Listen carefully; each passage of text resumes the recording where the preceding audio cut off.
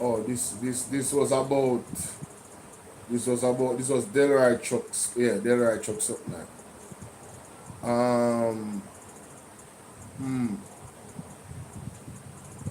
Standing order committee, bridge. That's so far back. It was that far back. It was like a month ago.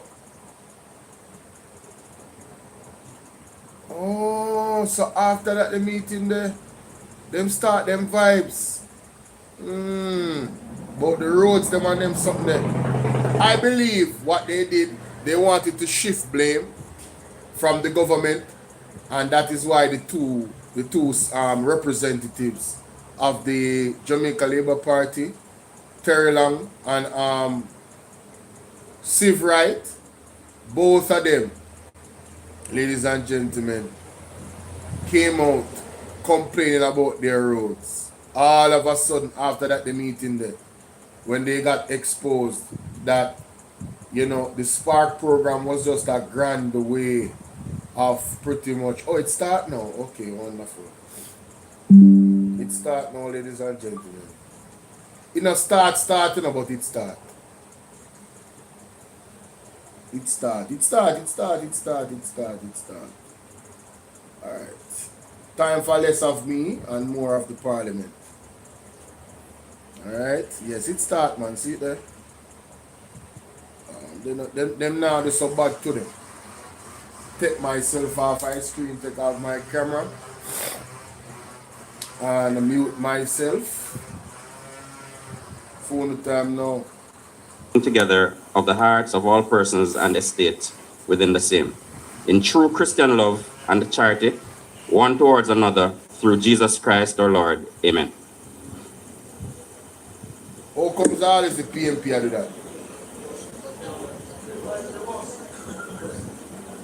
I second time now, me see Mr. Omar Newell do that. But they're supposed to do it still now. Donovan, what's up? But now for them in there, we are part of all type of something. You ready to see it? Alright, thing is, people, I got 2 hours going, you know. This honorable house now resumes its sitting. Today, we are asking leave of the house to do a special continuation of Standing Finance Committee in respect of the review of the BOJ report, Yes. which we would like to conclude. I'm going to. So I now ask the members. Tell us if we send you something. Call her already and text her everything. You call her now. So, Mr. Marshall, she not reply to me all now. All right, so members, we will do call of the roll, and after doing call of the roll, we will ask that we vote to suspend the sitting, and we will do so going straight into committee. Donovan, you're good? After which, we will come back to the house sitting. Clerk, call of the roll. I didn't realize that, Donovan.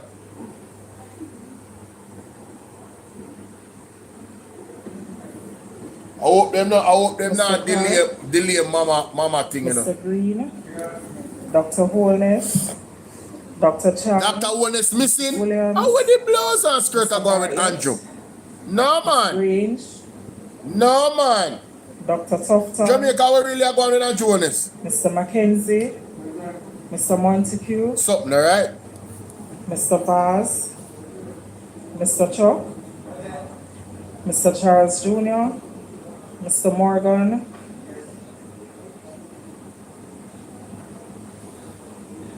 Ambassador Marks.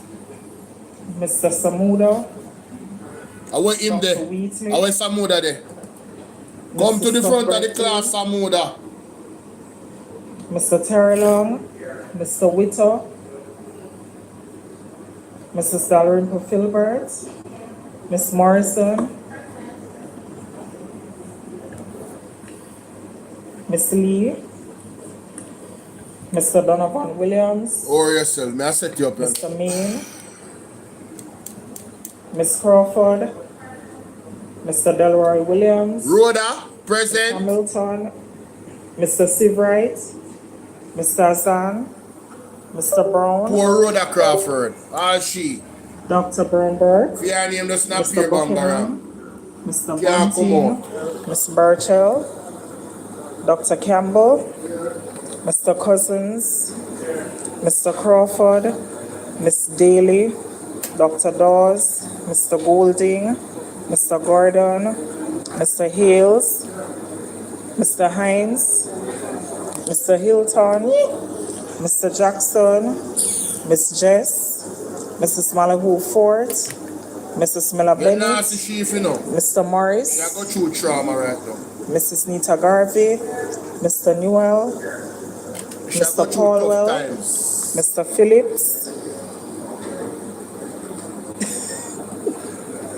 And what's with you and Mr. Phillips? I want to go on. Ms. Perkins, Careful.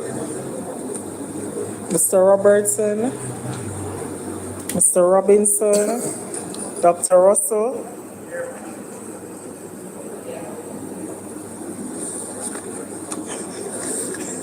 Ms. Shaw, Mr. Smith, Mr. Vaz, Mr. Warmington, Mr. Morris. All him could have done here. Thank you, Madam Speaker. All him could have done a female. Members, Warmington could have stayed we home. now move to suspend the sitting so that we can go back to standing finance. Those in favor? Those against? The ayes have it.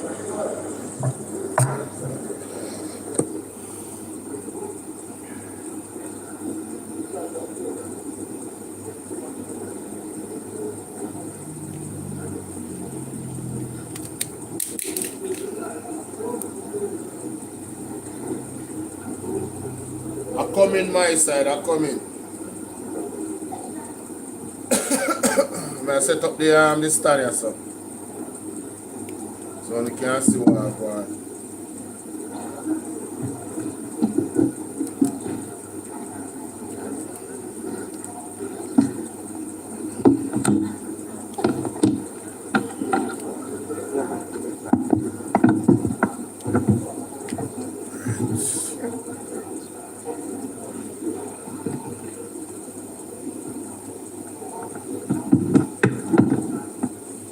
Alright, I'm going to set you on next way. This a way now work. It's a way now work at all.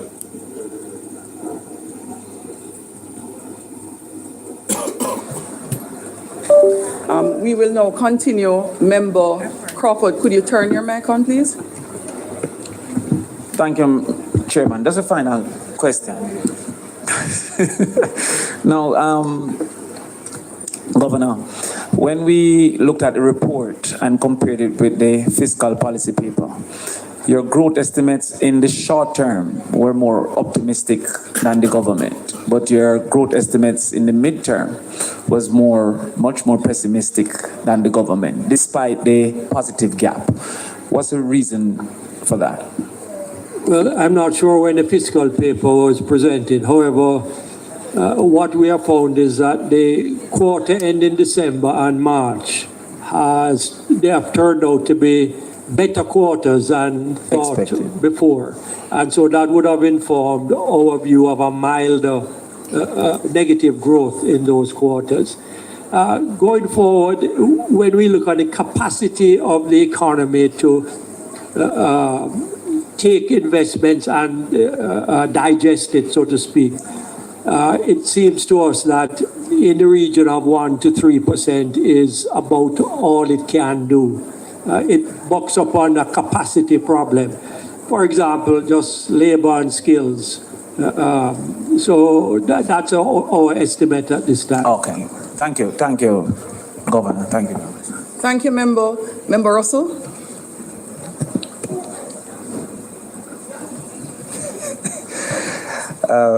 Governor, I too join in wishing you well with the next chapter. And as the as was expressed earlier, we appreciate the service you've provided.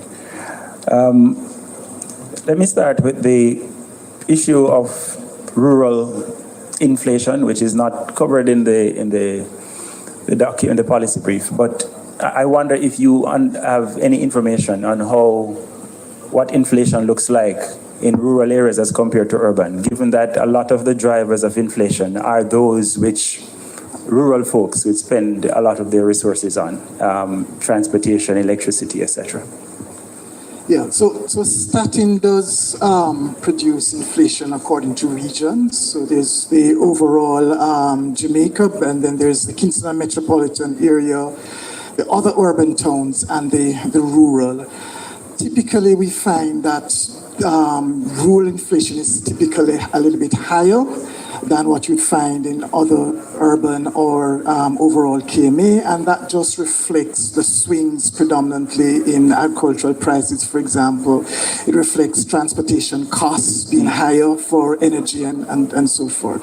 So it's typically a little bit higher.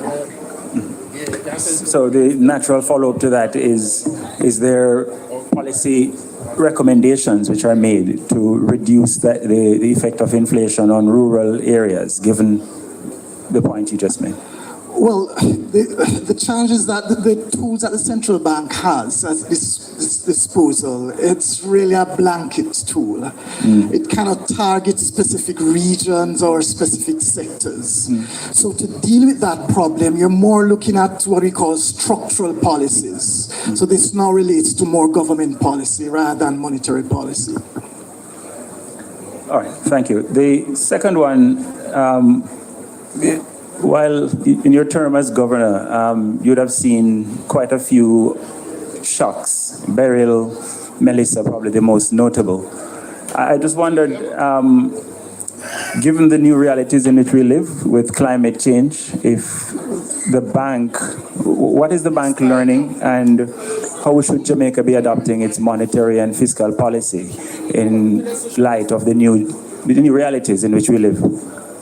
Yes, we are very sensitive to the climate change issue, and we have begun the process of consultation with the deposit-taking institution, the lending institutions, to formulate policies that recognize that the impact of climate change can be quite negative on credit. So, for example, if you're going to lend to a homeowner who is near to the sea, you need to understand that it's a different risk to lending to someone elsewhere. So I'm just simplifying it with that to say that we are sensitive to the need to be more careful about how credit is distributed given climate change. All right, just one last one to wrap up. The projected 1 to 2% growth outlook in the medium term, that is quite low, and probably will not give us the change that we need, all right, in terms of the transformation that we are seeking in communities. I wonder if you have any thoughts on the main constraints to higher growth in the economy. I have a personal opinion. I think that our labor productivity is too low. We have virtually full employment, but at the same time, we have 1 or 2% growth. So that implies that the additional employment is not producing a value added for GDP that is significantly above the 1 to 2%. And so what we do need to do in the long run, medium term, is have a workforce that is more productive. And that means a workforce that is more educated, more skilled, to be able to do more high-valued jobs than they are now doing at the margin. No doubt there are other structural issues, but I would say fundamentally that is a problem. And when you look at Jamaican workforce compared to other equivalent workforces of small countries that have a higher GDP growth rate than us, you'll see that their productivity is higher. A part of the argument, though, is that the way we remunerate and incentivize production is a part of the problem, because the very person who might be a low productivity person in this context will do much better placed in another context. Yes, so it's not just the willingness of the person. They need to have the tools to work with, the environment, the infrastructure, the connectivity. Yes, so a Jamaican leaves our shores, goes to the United States, they become more productive, partly because of that environment, because of the discipline involved. So we need all of that to raise our levels of productivity too. All right. Thank you, Governor. Thank you, Speaker. Minister Tufton? Hi, thank you. Two quick questions, Governor. First of all, I join the echo of sentiments to you on your stewardship. Thank you very much to you and your team. KYC platform to allow clients to shift accounts from one bank to the next, I see as an important part of the competitive requirement to address issues like ATM machines that are not functional, opening of accounts, which I'd like you to comment on, and interest rates. I mean, interest rates in the commercial banks are hovering at 10%. You're offering, you're about 5.5%. You know, I'm linking all of this to competition. I may be wrong, and you can comment on that. It's very difficult to shift from one bank to the next and to open an account. It's almost like a thesis. And I just wondered, why is it so difficult, and what is being done to try and make it a lot easier in order to stimulate competition? I'm going to ask Dr. Wade to talk to that. No, I think you're correct. At the core of the problem is the degree of competition in this sector. Now, as the governor indicated earlier, we're not going to change the number of banks. But what we can try to change is the ease with it you can move from one bank to another, the ease with it you can move your products. You can select or choose products from one institution or another. So we have been working on a couple of things. You mentioned the EKYC. That is a major tool or a major initiative that we're pursuing. We are in the RFP process. We had an initial tender, but we weren't able to find companies that actually met the requirement. So we are going back to tender very shortly.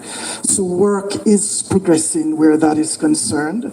We're also working with the banks to see how can we make more readily available in one place to the public comparative data on interest rates and on fees in one central place. We had hoped to actually have launched that already, but when we started to drill down in terms of the data, we realized we needed to get more granular data from the institution so that it can be of benefit to the public. So hopefully before the year is out, we can launch what is called a shopping platform. So you could go to our website or we'll have an app, and you can see what Bank X offers vis-a-vis Bank Y. So we're slowly putting in the basic tools that will allow persons to make a choice, that will empower persons to make a choice. Because our vision for the banking sector, as we indicate, you're not going to get more banks coming in. And more banks coming probably won't even change the competition needle. But what you want is to empower people to move and choose. Right. And so our vision really is for what is called an open banking concept for Jamaica. That I would say can't happen fast enough, because it seems to me the power must reside with the consumer. And if a bank knows that they can just move their account, I believe the banking and as it ought to be will return. The second one, related to that, what can Parliament do, if anything, us parliamentarians, to hasten that process, whether it's laws to be changed or indeed to increase the digital platform engagement that I think will also create a more efficient banking system? Is there anything that is lacking, Governor, maybe outgoing Governor? Maybe you are the one to address this, since you can take a parting shot at us without, even if you have to offend us. What is it that we need to do at the level of legislation in the House here? Dr. Tufton, that's a difficult one, and I do have a view, We'd like to hear your view. but I'd rather discuss it with the minister first. Man, this is And I the highest. I will do so before You're leaving in a office. court. You're in the highest court of the land. I'm sure the minister don't mind. And if you want a Bible, we can provide it. I think the minister would like me to discuss it with her first. But seriously, is there anything that you can discuss? Because I think that we have a responsibility and we must take advice. I mean, you have an independent central bank, but the bank is empowered to act based on decisions that we take. But Jamaica, our kind of party shop business are going on so. So why am I say to Faithful Williams when you can't say to we? Only know say them people are compromise. But this is a clear sign of compromise. And Christopher Tufton, what angle are you coming from being on that side? For you ask this a question, you're a very cheeky fellow, but I'm glad you asked it. Mighty God. No man. Something, all right? Like here, Right. So what I really, Something is not right. I think the Parliament has a role to play, and that is what I want to speak to the minister about. what's your personal opinion? I'll give you my personal view on August 19 when I'm retired. But I'll give it to the minister. We in the can't meanwhile. find, All right. Any other questions, Minister? I have one more, but I'm being asked for a point of. No. You asked the question. He said when he retires, can he put Pardon me? That is totally acceptable. He is being asked for a personal response he cannot give now because he operates in the capacity as governor and governor alone at this stage. Moving on. Minister Tufton, last question, please. Should I go on? Yes. Okay, so, Governor, I see you. Oh, yeah, though. Oh, if you had dash it from people so without warning. Listen, look for. One final question. Energy cost. So if electricity cost in Jamaica is probably twice as high as probably the average comparable country around the world, and it has a real impact on consumers. With everything that's happening with the war and so on, I mean, has the bank done any analysis on the implications of inflation-driven or related cost around energy and by extension to the final consumer to provide any guidance at all? Is there any sort of involvement that's with the Planning Institute? Has there been any analysis done? Yes, we know all the components that contribute to inflation, and energy is a major one. Agricultural food prices would be another major one. So we do have a very good idea about that, and our inflation outlook is based on what we expect that energy prices to be like globally, which is impacted now by the Middle East. So we're not very optimistic for the short term about energy prices. The way in which we try to combat inflation, and particularly imported inflation, is through the exchange rate, by trying to keep that as stable as possible. And earlier in our comments, I mentioned that on a year-over-year basis, the exchange rate has appreciated, not depreciated. And that helps a lot in keeping imported inflation low. All right, thank you. Thank you, Madam Chair. Thanks, Minister. Minister Green. Thank you, Madam Chair. Two questions and probably one comment. And thank you, Governor, for your leadership. I think the bank is in a very strong position, and that is as a result of you and the team. I'm happy to hear that the Twin Peaks model that is almost ready to come to cabinet. My hope is that you'll be able to get it before cabinet, before you leave. I think that is a critical part of not just the legacy, but what it is needed, especially in relation to the customer service aspects of our banks. So my first question is about the ATMs. All right, you had put in a system of monitoring for ATMs. I'm wondering how that is doing. Are the banks living up to the standards in relation to the ATMs? And if they are not, what is the bank doing about it? Can the bank do anything about it? That is the first part. And the second part is in relation to hurricane-ravaged areas where ATMs have been destroyed. Are the banks under any obligations to put back in those ATMs? And this is very important because some of the banks left the spaces with physical locations prior to the hurricane and said that the replacement were these ATMs. Now that the ATMs have been destroyed, the people are without service. So that is the first question. Yes, luckily for me, I brought along Dr. Lewis, who is the expert on the ATM business. Thank you very much, Governor. So I would say that Hurricane Melissa had a significantly negative impact on the ABM infrastructure, which the sector, the banking sector, is just about recovering from now.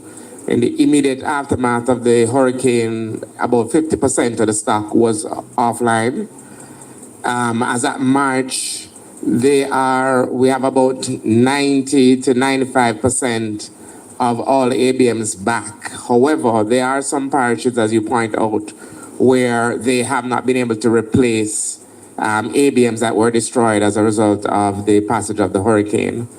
So the question as to whether or not we can compel them to put back infrastructure in those areas, I would say there's nothing in our powers to compel them. Our discussions with them, though, don't suggest that they do not have intention so to do. We haven't received any notification or advisory that they have no intention. However, there are sometimes delays in procurement. As you know, it takes time to import, install, and the infrastructure in terms of electricity, data have to be in place before even the physical machine has any chance of operating. The second question is whether or not we have a ability to penalize DTIs who do not meet the service level standard. The answer is no. Currently, the framework is one that is focused on safety and soundness. So a DTI will have to have a very large proportion of its ABM facility non-operational before we can really use safety and soundness as a basis for sanctioning. But as the governor would have pointed out, under the Twin Peaks framework, the idea is that there would be a competent authority whose mandate would be solely focused on both that issue, complaints handling, redress, and also in terms of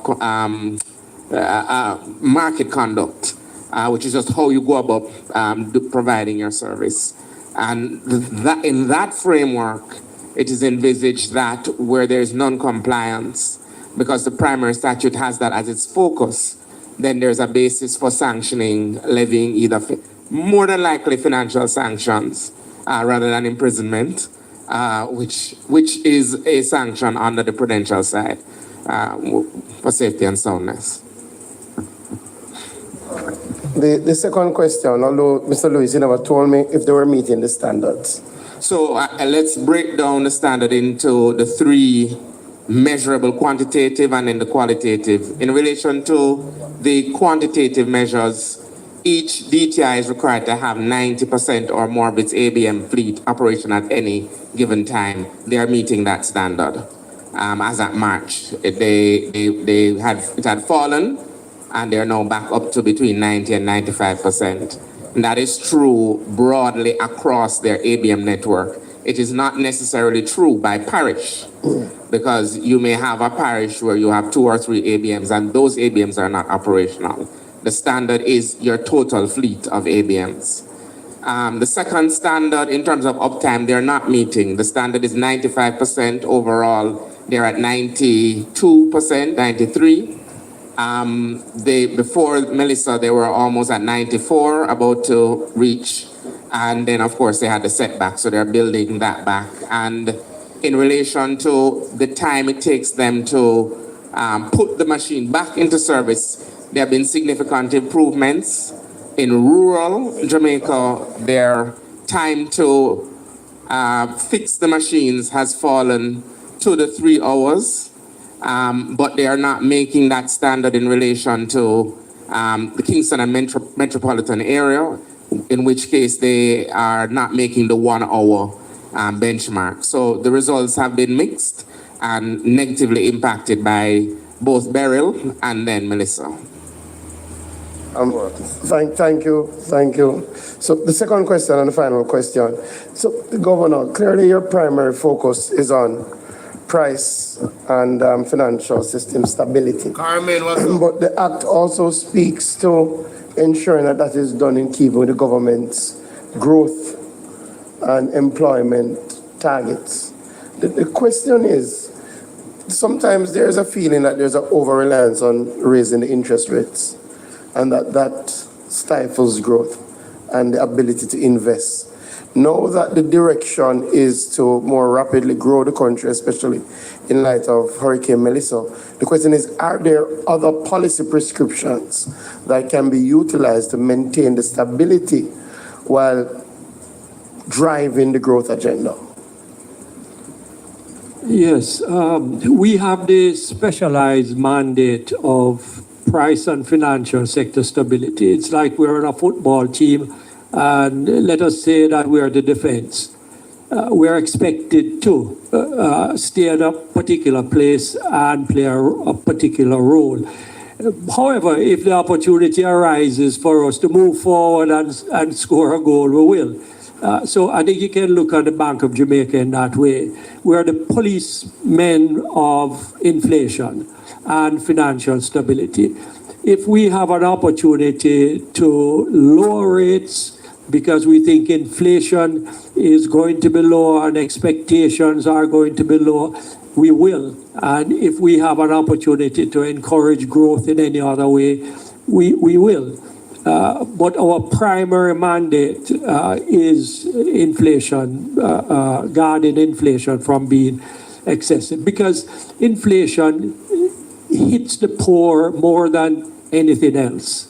So that's how we view the trade-off between growth and inflation. Member Terrellon. Thank you so much, Madam Speaker. Again, Governor, to you and the team at BOJ, again, just to thank you for the work that you have done, certainly in terms of steering Jamaica through the COVID years and, of course, Hurricane Beryl and Hurricane Melissa.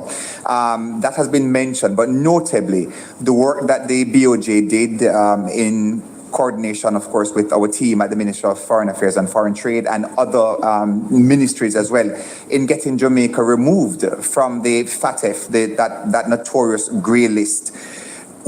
Now that we have been removed, what is that urgent push going forward now by the bank in terms of new policy mechanisms, our dealings with international banks in terms of to remove the question of blocked funds and delayed transactions? That's an issue that has been raised even recently in this House as it relates to everyday transactions. And when you're talking about use of technology and removing funds, same-day transactions, you know, we still have that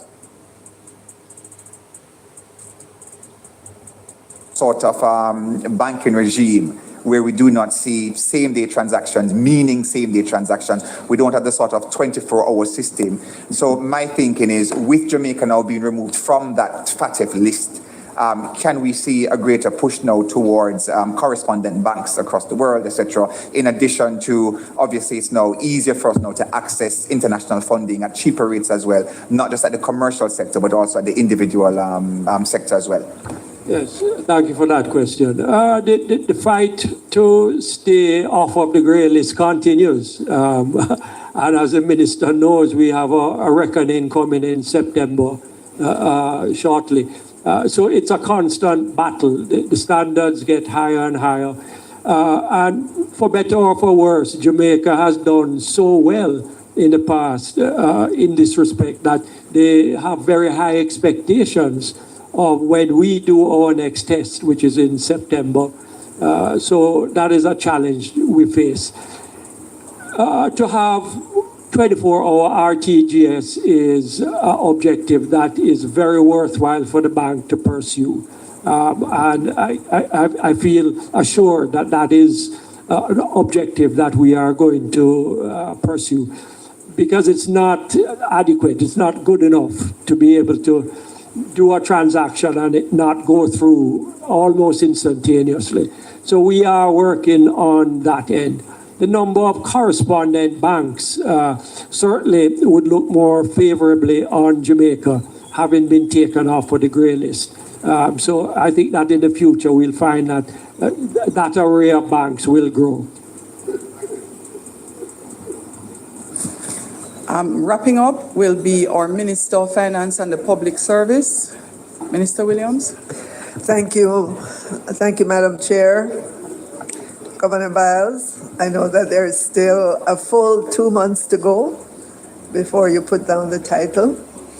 But I want to also publicly express my thanks to you and the team that you've been doing at the Bank of Jamaica, to you for the work at the helm of the Bank of Jamaica, an institution that was established many decades ago, back in the early 1960s, and has become a well-respected institution, not just in Jamaica, but across the region.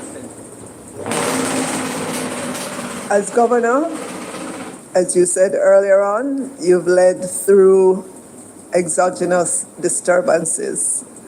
COVID, burial, Melissa, and now the oil war. And you have been graceful and steady through all of this. So we commend you, Governor Biles and the team, for the recent awards, the Best Bank Award 2025, and for yourself, you just recently won the RG Platinum Award for legacy service, which includes being the head of EPOC, Economic Policy Oversight Committee, through a very, very rough period. So on behalf of the government and a grateful people of Jamaica, I want to say a heartfelt thank you for the work that you do. Thank you. Thank you so much, Minister. Governor, would you like to say anything else before we conclude? Madam Speaker, no, I've had a long session with you, and I have expressed the honor that I have felt to lead this bank, and I would only be repeating myself. Thank you, if Governor. I said more. Thank you very much. Let me say thanks to the team. The report of the Standing Finance Committee of the whole House of Representatives on the Bank of Jamaica Quarterly Monetary Policy Statement for the 6 months ended March 2026 and the Monetary Policy Reports dated February 24, 2026 and May 26, 2026 is before me. Is it the wish of the committee that I sign? Those in favor? Those against? The ayes have it. Osia, exactly. Why favor no resign? Dark truth. Why Andrew no resign?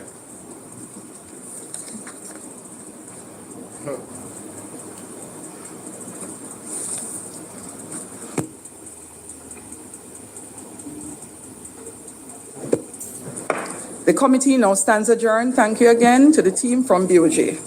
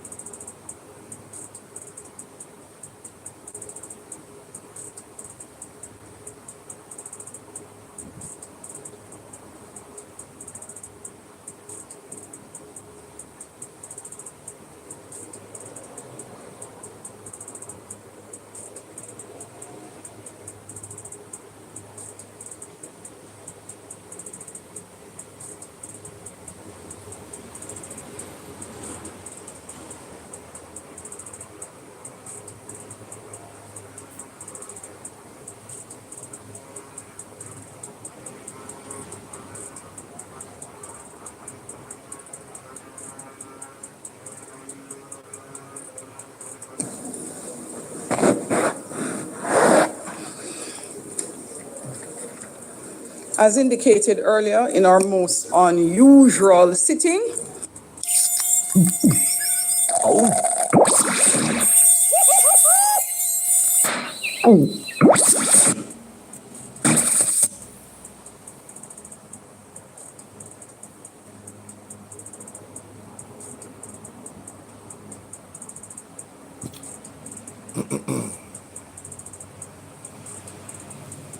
We continue with the sectoral debate, and we'll have presentations from the Honorable Delroy Chuck, KC, MP, Minister of Justice and Constitutional Affairs, and Member of Parliament for St. Andrew North East.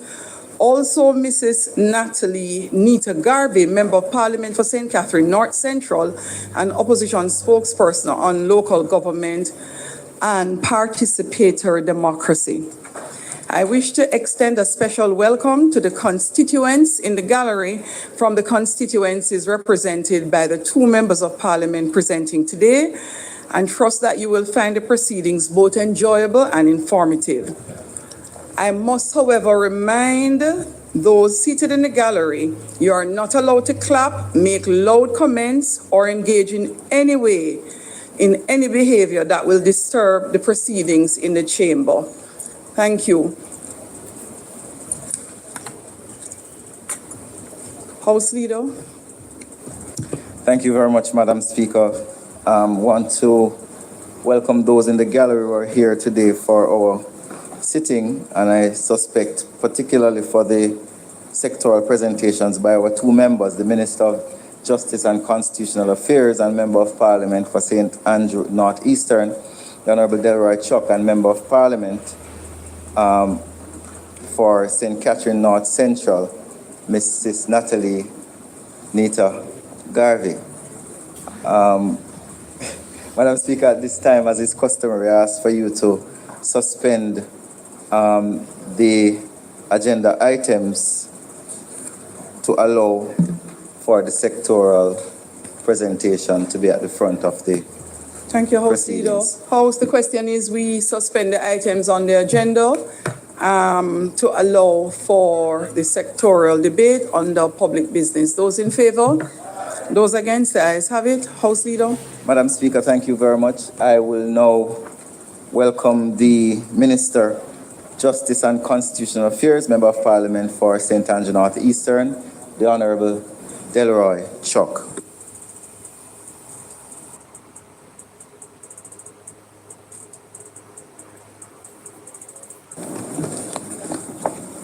Madam Speaker, I ask permission to speak from a seat other than my home. Permission granted, Minister. Madam Speaker, I rise this afternoon with a deep sense of satisfaction, mixed with a tinge of humility, on what is my 11th consecutive year of sectoral presentation. And last, by no means least, 29 years of uninterrupted public service as a Member of Parliament.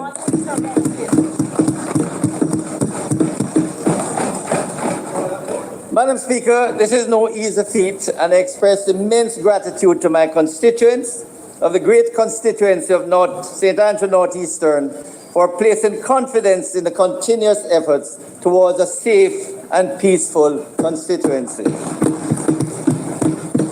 Madam Speaker, thanks to the Prime Minister, Dr. the Most Honourable Andrew Holness, for his trust and confidence in my stewardship, my fellow Cabinet Ministers, and to all the Members of Parliament for their support in ensuring a collective approach towards building a stronger justice system. During the past year, Madam Speaker, the ongoing efforts to further improve the justice system have been a major challenge and were made extremely more difficult as a result of the onslaught of Hurricane Melissa, which wreaked havoc on the court infrastructure and other justice facilities. Throughout the difficult period, Madam Speaker, the dedicated, hard-working team at the Ministry of Justice and Constitutional Affairs and its departments and agency, led by Permanent Secretary Mrs. Grace Ann Stewart McFarlane, continued the task of ensuring that members of the public had access to the wide range of justice services. I must emphasize, Madam Speaker, that the heavy burden of maintaining an improved justice system is not the sole task of the ministry, and I must commend my able and supportive State Minister, the Honourable Marissa Dalrymple Filbert, and her team. Chief Justice, the Honourable Mr. Justice Brian Sykes, Supreme Court judges and Parish Court judges, and the Court Administration Division led by Mrs. Tricia Cameron Anglin, who I see in the gallery. President of the Court of Appeal, the Honorable Mrs. Justice Marva MacDonald Bishop, and other judges of appeal. Attorney General Dr. Derek McCoy, Solicitor General Mrs. Marlene Aldred and her team, Director of Prosecutions Ms. Claudette Thompson and her team, and Madam Speaker, I pay tribute to the former Director of Public Prosecutions, Ms. Paula Llewellyn, who retired last year after serving 17 years as Jamaica's first female Director of Public Prosecution.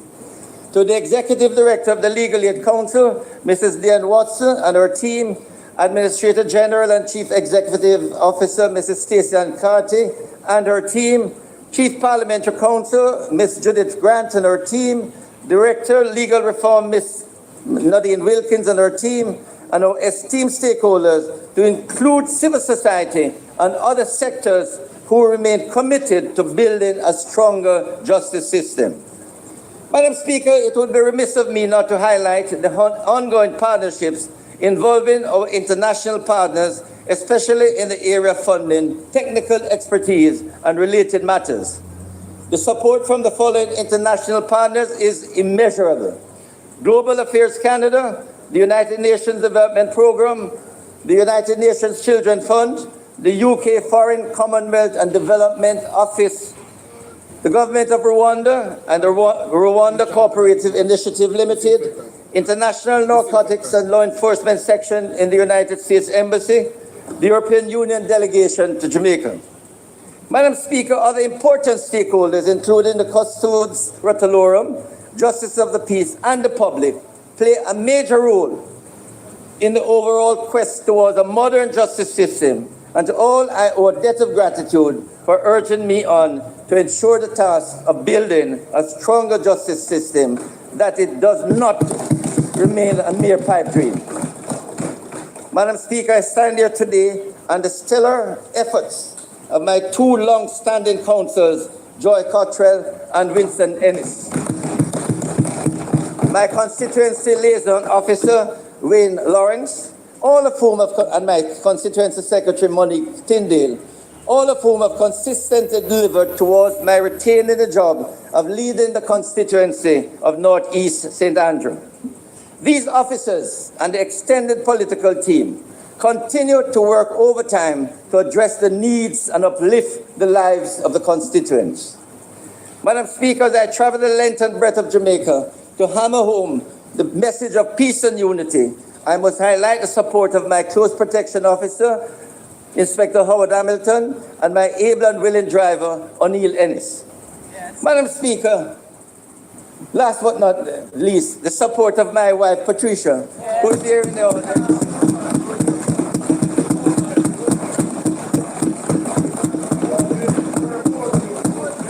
I mean, 48 years and continuing.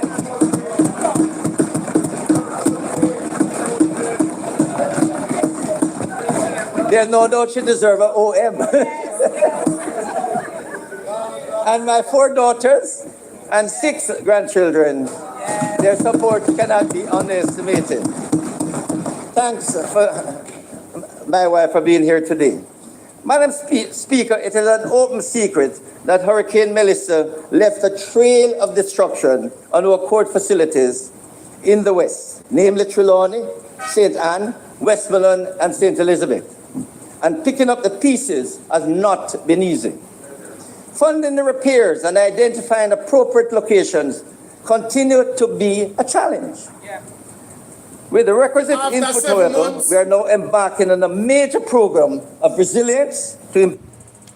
It continues to be a challenge after 7 months. I'm going to hurricane season. Oh, no, it's a failure, man. Oh, it's a failure. The existing court infrastructure, the details of which I will share with this honourable House in short order. But Madam Speaker, on the road to a stronger justice system is not an easy one.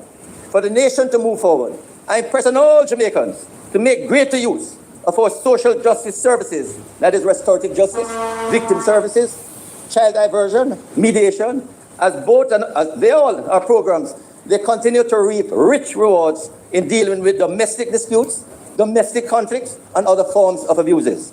I issue my annual and persistent call to my fellow MPs and all Jamaicans to help spread the word that help is but a phone call away. 1-888-JUSTICE, 1-888-587-8423 to engage a member of the ministry's team to identify and provide help in minimizing the numerous incidents of abuse and disputes that occur in our homes, in our neighborhoods, in our communities, in our parish, and across Jamaica. We need to reduce them. Yes. Madam Speaker, Jamaica's continued progress rests on the strength of our shared commitment and determined action. Together, we are forging a justice system that is stronger, more responsive, and uncompromising in its pursuit of accountability and the rule of law. Yes. As we look to the future, let us remain steadfast in our mission to build a society where justice prevails, opportunities are equitable, and every individual is afforded fairness, dignity, and protection under the law. Madam Speaker, the last fiscal year, the Ministry of Justice and Constitutional Affairs and the judiciary made significant progress, as we have been doing for the past 5, 8, and 10 years, and more. Our modernization and digitization efforts are advancing steadily, and our outreach programs have impacted thousands of Jamaicans. New policies and legislation were developed and implemented. These achievements took place despite the severe challenges brought by Hurricane Melissa and its devastating impact on the justice sector, on our stakeholders, and all Jamaicans.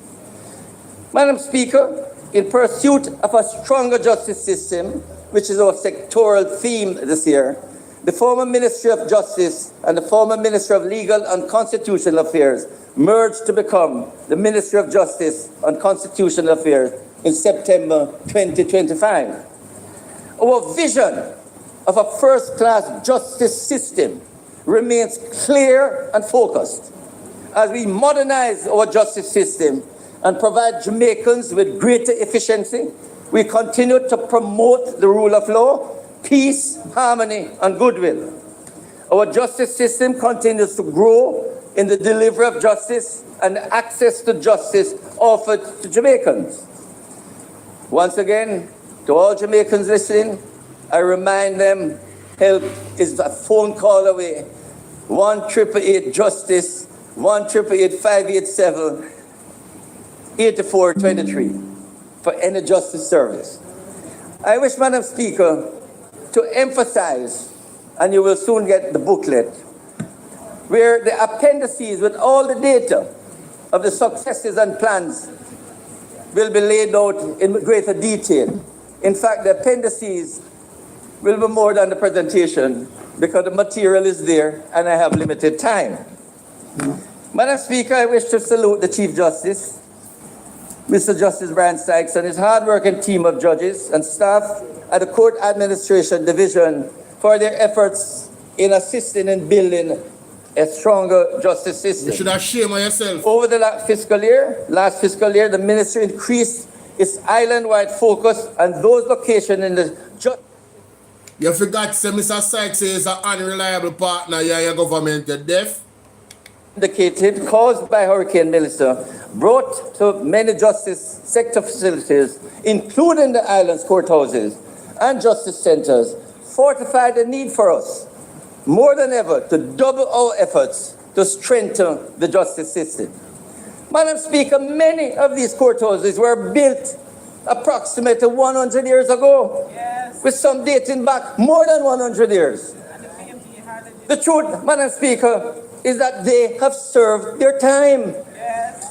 Virtually all the courthouses, 50 out of them, some of them sharing facilities with the parish council, some of them on top of police stations or beside police stations. Yes. They have served their time. Yes. It is time for us to look forward. We need some milk. Speaker, despite millions of dollars spent on improving works to the structures, courthouses in the West simply collapsed during the passage of Hurricane Melissa. For instance, the Falmouth Parish Court can no longer be used. And my post-Hurricane Melissa visit to Westmoreland Parish Court easily convinced our team that sadly we'll have to abandon that building to spend 300 or 500 million on an unsafe building. We have to move on. And I can tell the members from Westmoreland, help is on the way. Fully done. I know that we need facilities to be able for the courts, the Westmoreland cases to be dealt with. We're looking for accommodation, and we hope within the month of June we will find it. And in July, we should be in facilities for the parish courts to conduct their cases, and not only at Whithorn. And in due course, the facilities, we were looking for places, but it doesn't come overnight. But we are fortunate that we may find somewhere that can be used. And Madam Speaker, we had to abandon that building in Westmoreland. Similarly, Madam Speaker, the utter devastation. Jamaica, this man I talk about him, I go hope. Hope in July. Hope, you know. Nothing concrete, you know. I just want to establish that, you know. There is a disgrace. Speaker, given the current state of the justice infrastructure, I am pleased to inform you that during the last fiscal year, we kick-started the planning process for building 4 new courts in St. Elizabeth, Westmoreland, St. Anne, and Trelawney. So Jamaica, a plans, you know. Nothing established, you know. Them is a disgrace. Tell us them a PR government, man. To be facilitated by NARA, the National Reconstruction and the Resilience Authority. This, Madam Speaker, is a major policy decision of the government. And I want to thank the Prime Minister and the cabinet members for agreeing that these courts should form a part of NARA. We hope that these 4 courts, Madam Speaker, will serve for the next 100 years. They must be modern, iconic, state-of-the-art facilities, providing the full range of services expected from a contemporary court. Yes. So, Madam Speaker, we also... Welcome to the Pepsi Football Nation.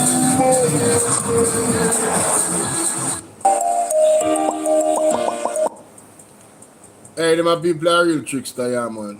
Anticipate that early in the next fiscal year, and I know the member from Eastern St. Thomas will be very happy to hear, the St. Thomas Parish Court will be operationalized as we strive to fulfill our mandate for a stronger justice system.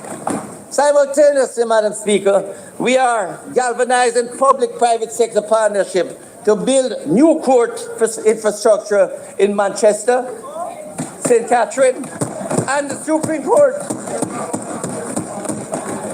At the moment, Madam Speaker, the Clarendon and Linstead courts have been successfully upgraded, and locations are being explored in parishes such as St. James, while Hanover and Portland courts are to be upgraded to first-class standards.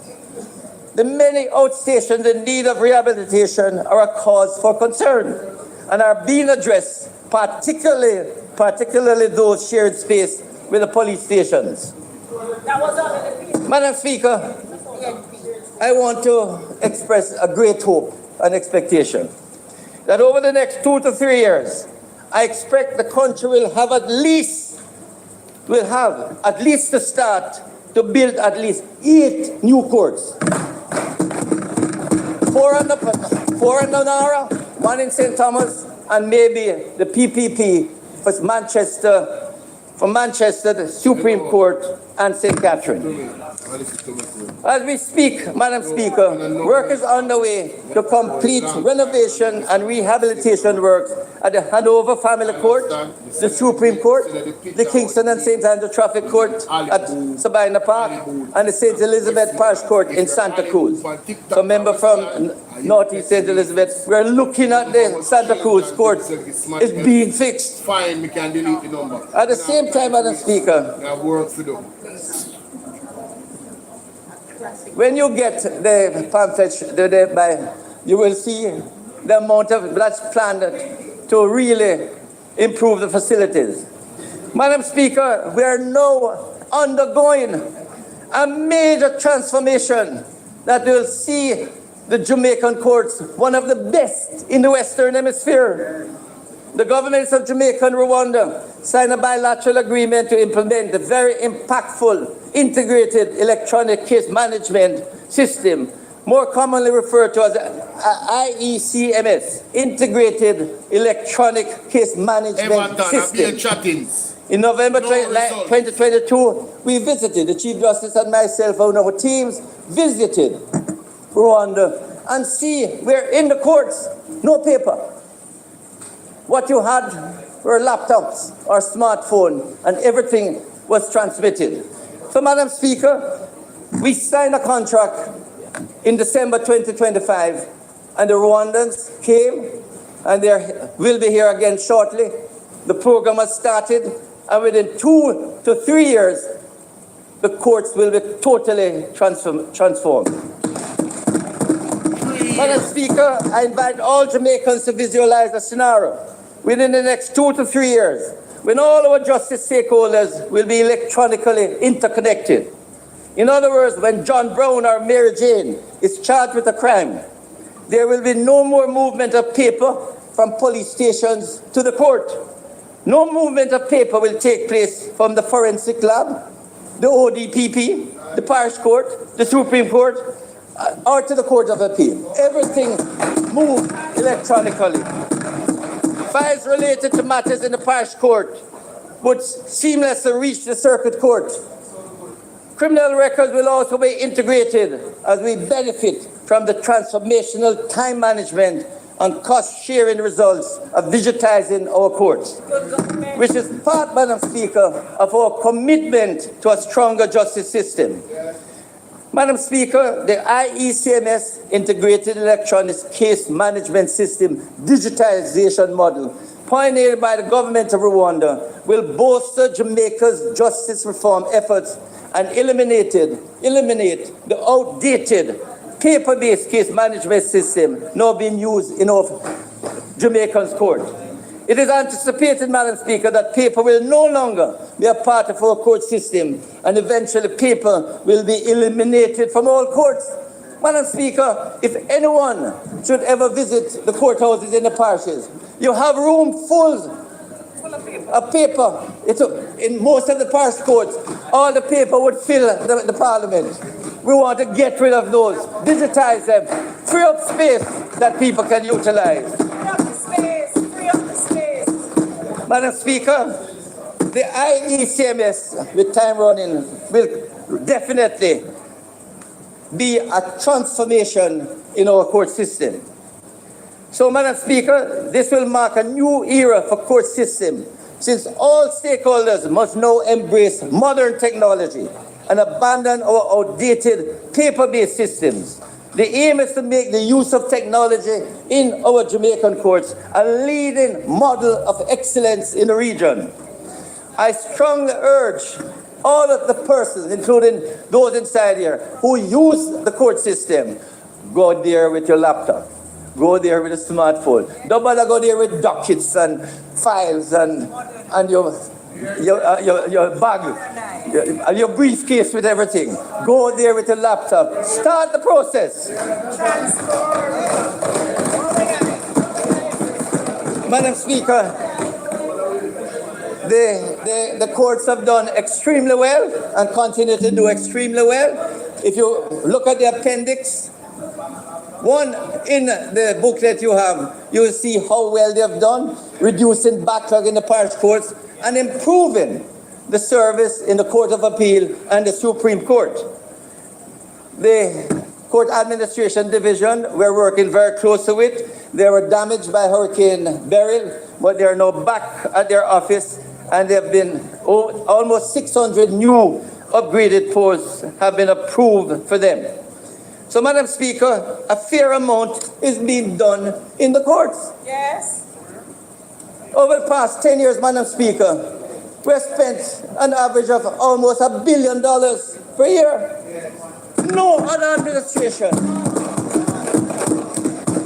the Andrew Holness-led administration and this Minister of Justice has done more for the judiciary and the court system than any other administration. All of them. It don't matter if you did or whoever you is. If the member from North St. Elizabeth had done her will be homework, exposed. That's all.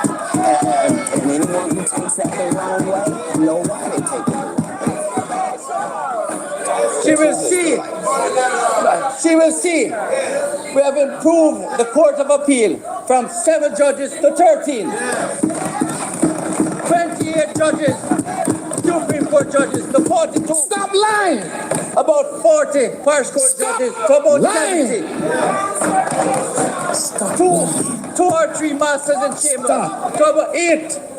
But more important, Madam Speaker, when we came here in 2016, he needs some milk. The court was collapsing. The judges,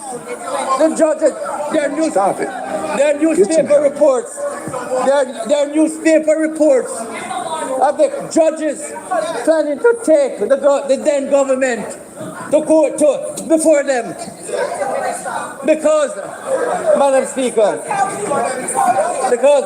Speaker, let me emphasize. Emotional damage. The judges were the poorest paid in the Caribbean.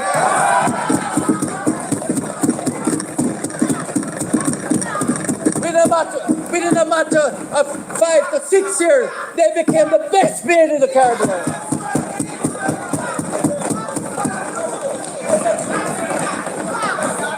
Madam Speaker, and your salary continued to improve. And I can say that in the last 10 years, the judge's salary have more than doubled.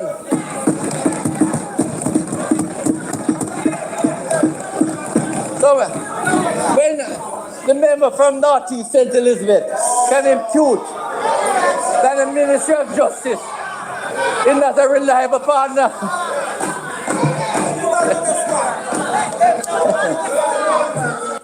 it bully me, it shoot bully me. The justice say you're an unreliable partner. So with all of the improvement where you are talking about, it's clearly not enough. So this is just, him not come to do a speech, you know. Him come to try to defend when actually I do, but it is indefensible. It was already said that this government is an unreliable partner. They never said that about the People's National Party. They said that about you and the Andrew Holness-led administration. So you could have balled blood who is an unreliable partner, and that is on record. Let's continue. To work closer together to make sure that the court's infrastructure can be maintained and continue to improve. You know the truth, Madam Speaker. Hold on. Delroy Chucker asked PMP for work close. And what government? Who is government? And who control the funds them? This is another admission of incompetence. I second time now, I see one failing minister for the Jamaica Labour Party asking the PMP for work with them, you know, for maintain order, you know. Who know the government? I want to have a dictatorial type of energy about to know. So since I don't know best, I want to don't listen to the PMP when they talk, go and run the country in the ground. Don't come call upon PMP. Who know the government? Who don't know best, so the PMP go and advise, you know, don't take it. And when it fail, when I ask the PMP to come work with you, you know, full of shit like crap to blows us. Speaker, the problem with maintenance is not only in the courts, it's across all government departments. In 2016, when we came, 2 elevators down at Supreme Court were sputtering. I said, no, you need 2 new elevators. We put in 2 new elevators around 2017.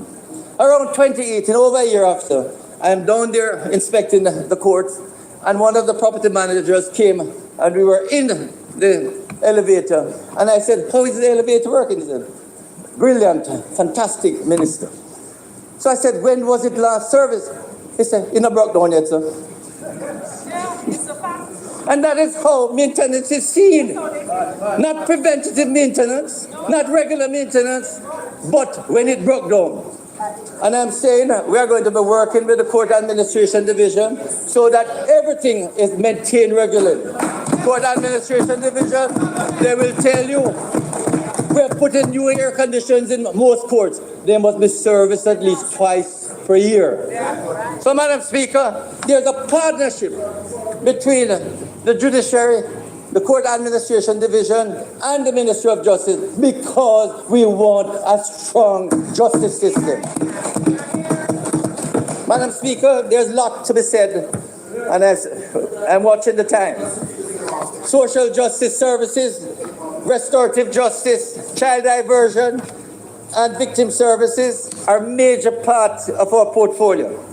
And we have done enormously to help the schools, to help the communities. And I want members to look at the testimonials in the appendices. What's up? And you will see how persons who have benefited from child diversion, victim services, restorative justice, mediation, how grateful they are for these services. And these services, Madam Speaker, are basically free. From the mobile. And we have 3 mobile units. If you need legal assistance, we can send it to your community. Once you book them. Madam Speaker, mediation is a very important part of our push. Yes. I applaud the work of the Dispute Resolution Foundation in this regard, since mediation not only resolves conflicts, but helps to improve operational efficiencies in the justice system by reducing some of the backlog in our courts. Last year, Madam Speaker, if you look at the figures again, Appendix 7, we decided to pay mediators, the Ministry of Justice, starting out at 5,000 for each side, so they could get 10,000. Last year, we increased it to 10,000 each side, 20,000 for the mediator. And last year, we moved from 13 million the previous year to 55 million in the last fiscal year. In truth, Madam Speaker, I have no problem encouraging more use of mediation, because when parties get together to mediate, it's a win-win situation. And I would like to say to the member from Northeast St. Elizabeth, I would prefer to spend more money on mediation than to pay lawyers to get into an adversarial contention. I want more lawyers to become mediators and to participate in mediation. In Singapore, the vast majority of attorneys earn more money on mediation than on doing cases in court. And we need to get to that situation where mediation become and resolve 75% or more of our cases. And I must thank the parish court judges and the judges for referring more of these matters. When they come to court, they refer to mediation, and the success rate of our social justice services, including mediation, is over 80%.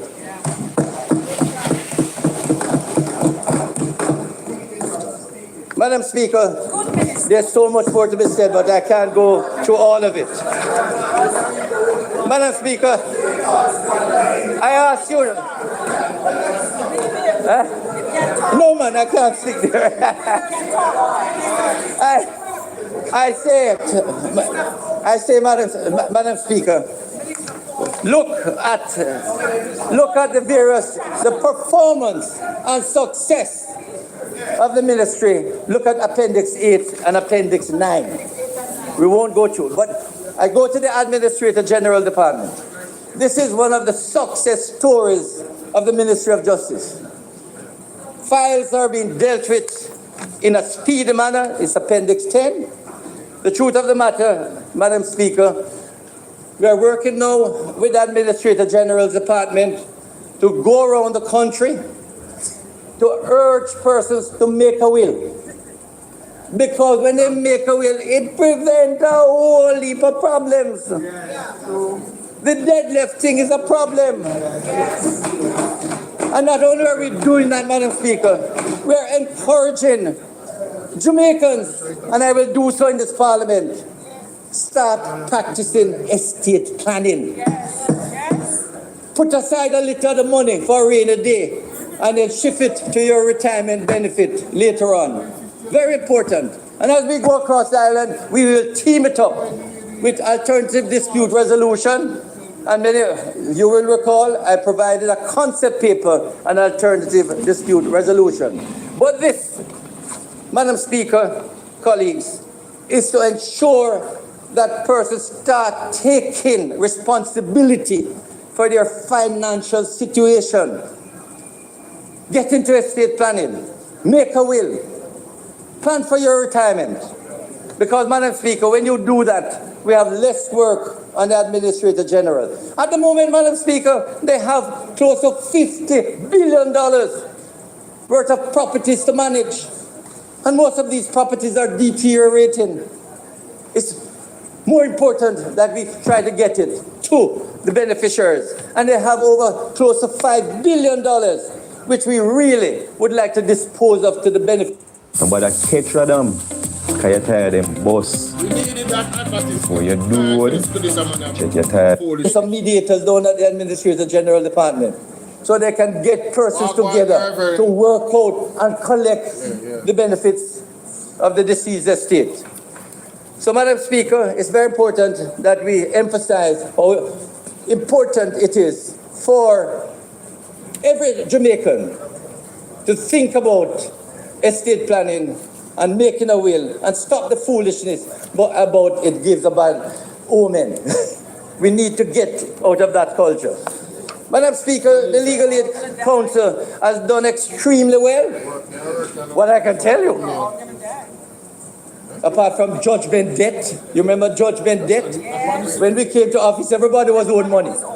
Nobody has heard for the last 5 years about anybody being owed, because for the last 5 years, we paid all the settled judgment debt. And it is the same, Madam Speaker, with legal aid.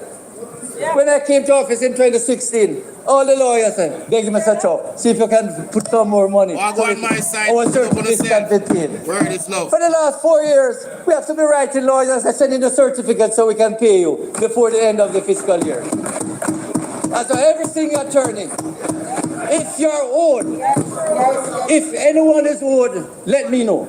Put up your hand. Because once you send in your certificates, within days, we pay. One is more, Madam Speaker, where we pay a flat sum, but if the matters continue longer than 2 weeks, we pay them an increased amount. And we pay them on a proportionate basis continuously. But, Madam Speaker, the member from Northeast St. Elizabeth once again said, you need, she knows that we have money to pay all the lawyers in the criminal court. She won't know for civil court. But again, member from Northeast St. Elizabeth, if you had done your research, you know that we start doing it. We did. This government is a very prudent government. I want to hear that. You don't spend money, and you don't know how much will be spent and where it is coming from. So we did 2 pilot projects in St. Anne and Clarendon, and we are working on that basis to see how we roll out civil case matters. Right. Now, what I can say, what I can say is that from over 4 or 5 years ago, we have been in discussion about additional sums to pay in civil cases.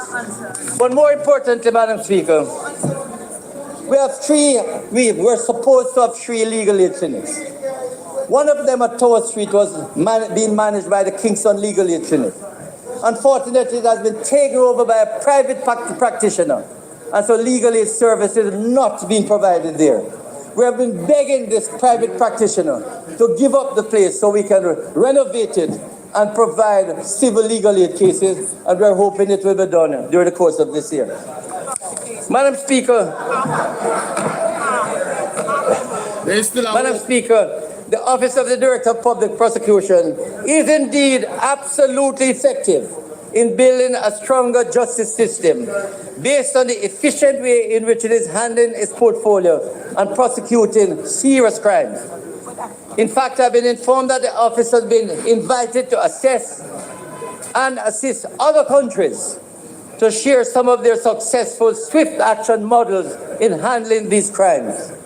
These countries are among the 22 countries and jurisdictions on the Financial Action Task Force, the FATF. Madam Speaker, this country should be proud of the Office of the Director of Public Prosecution. It is working steadfastly to ensure that serious criminals...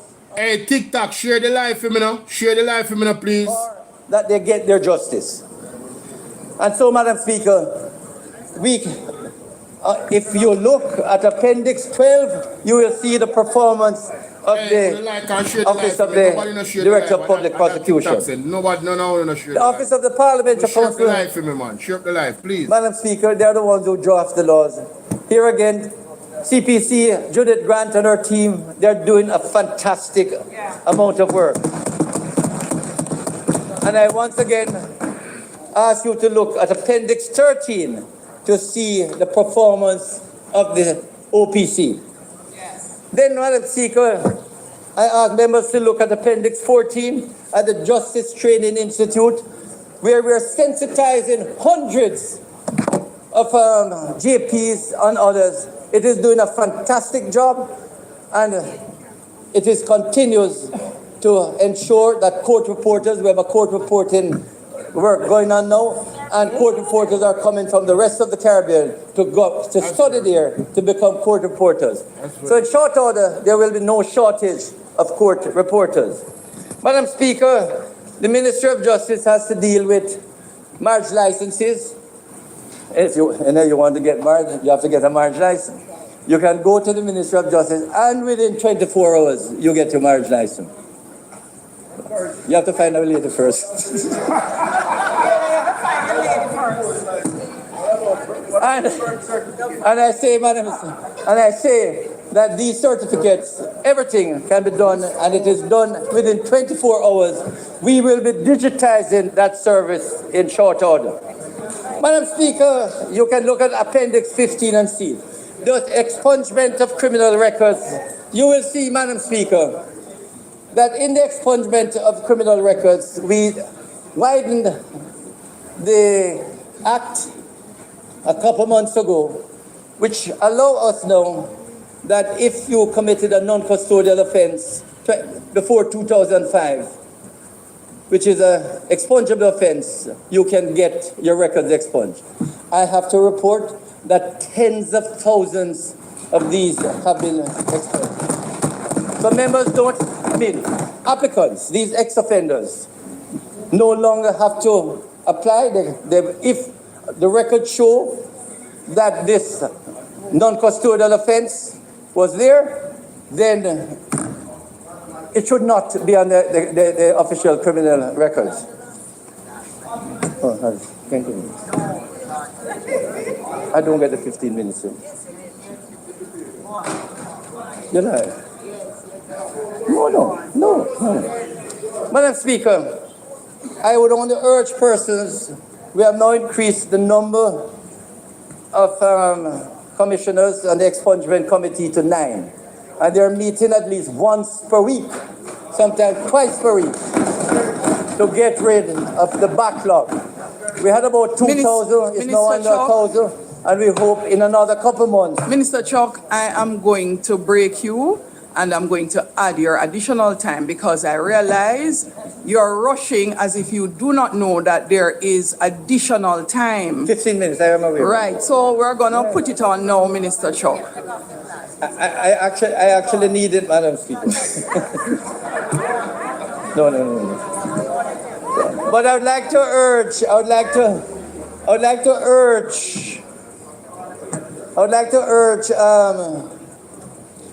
ex-offenders that don't wait until you're traveling.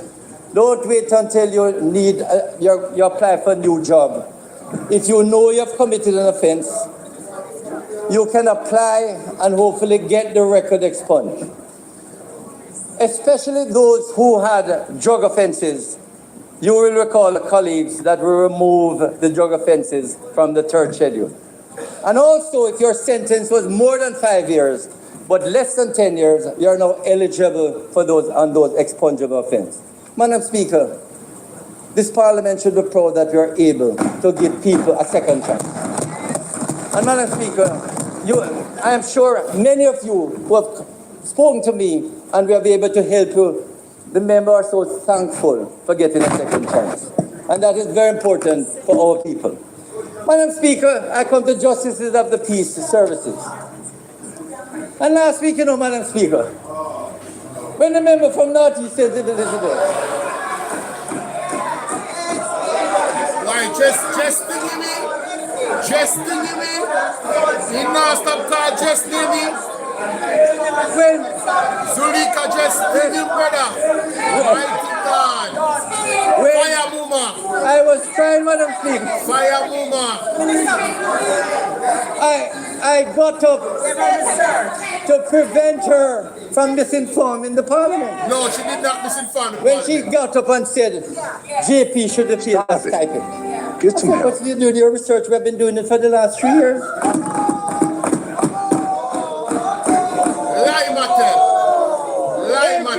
Every JP can now appeal to their JP Parish Association to recover. Can I ask? So, to ask for recovery. 1 second. They are not being paid. That's not the same thing. That's not the same thing. That is not the same thing. They are... Jamaica, that's not the same thing. They can ask for recovery. They are not being paid. The argument that Zulika just was making is that they should be paid.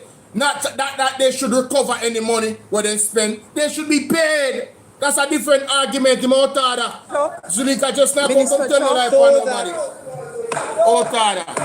So that JPs who serve in the lay magistrates court, Minister Chuck, JPs who work with the police, who have to sit. Member Cuthbert Finn, could you get Minister Chuck's attention? Who have to serve, who have to be at the police stations.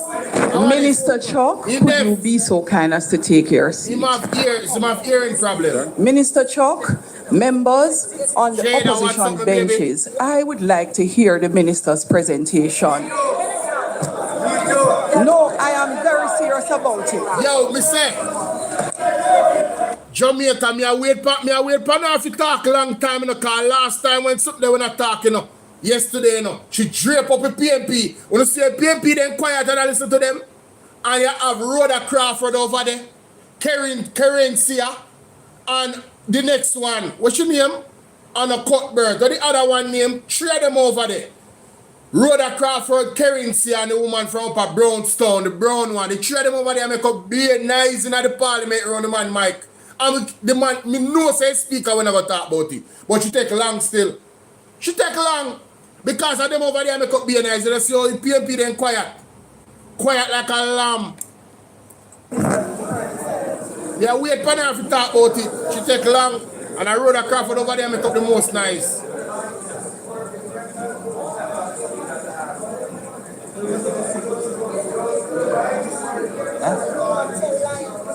Members, please take out your standing orders and refer. Please take out your standing orders and refer to standing orders 40 and standing orders 42. Separate and apart from persons asking for intervention, the level of noise is such that I cannot hear the member present at all, which is a requirement of the House rules.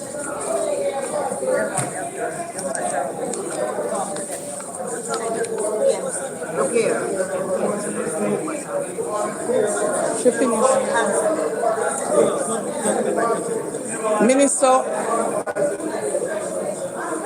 Minister Chuck, I have restored your time.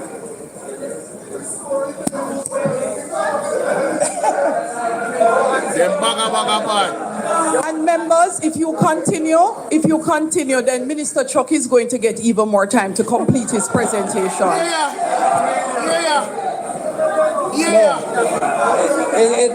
No. Member, we'll finish in time.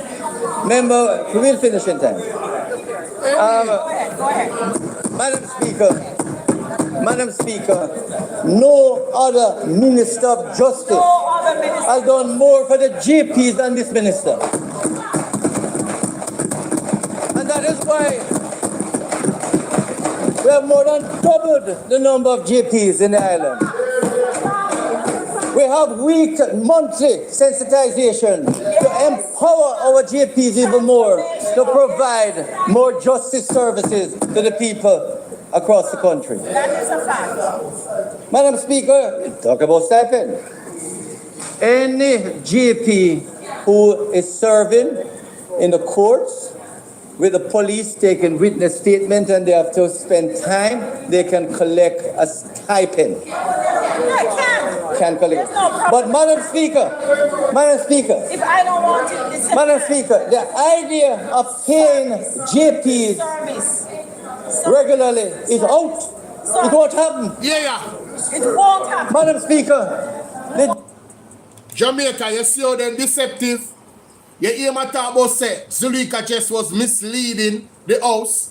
That is what she was talking about. Getting up to speed with the world. They are paying their JPs. And now I tell you say it's out. So there's no lies being told. They're very deceptive and disingenuous are going for going. We can't wait till Miss NEITA Garvey starts because she may come for me, I come for them. Minister of Religion, I come for them. a police officer, a headmistress, a principal of a school can provide that service. If these other persons, if we decide to pay JPs, would those other people be entitled to be paid too? You must see, all the JPs that I know that I have interacted with, they have said that JP service is voluntary. We want to help our people. And those JPs who are charging, they're corrupting the system. Yes. They're a part of the corruption of taxi drivers getting... But look at this. When Jamaica Labour Party MP talk about corruption, when them have about 11 smarty in them parliament uncertified, this is rich Jada, you hear them something here? What a piece of bagabaganess in a Jamaica. They are corrupt. Hear him. No, I can't bother. I'm stressed right out. And that is what I urge on all the JPs.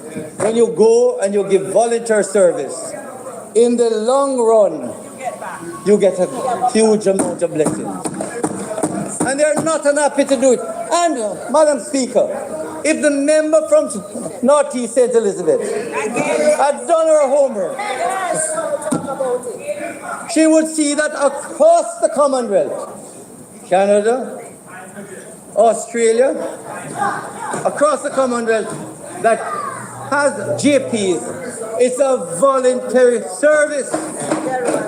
Only one province in Canada, Saskatchewan, where some JPs are employed and they are paid differently. And not only that, Madam Speaker, JPs can also be trained as mediators, restorative justice facilitators, and they can get a stipend when they participate in restorative justice and also mediation. And I encourage JPs to do that.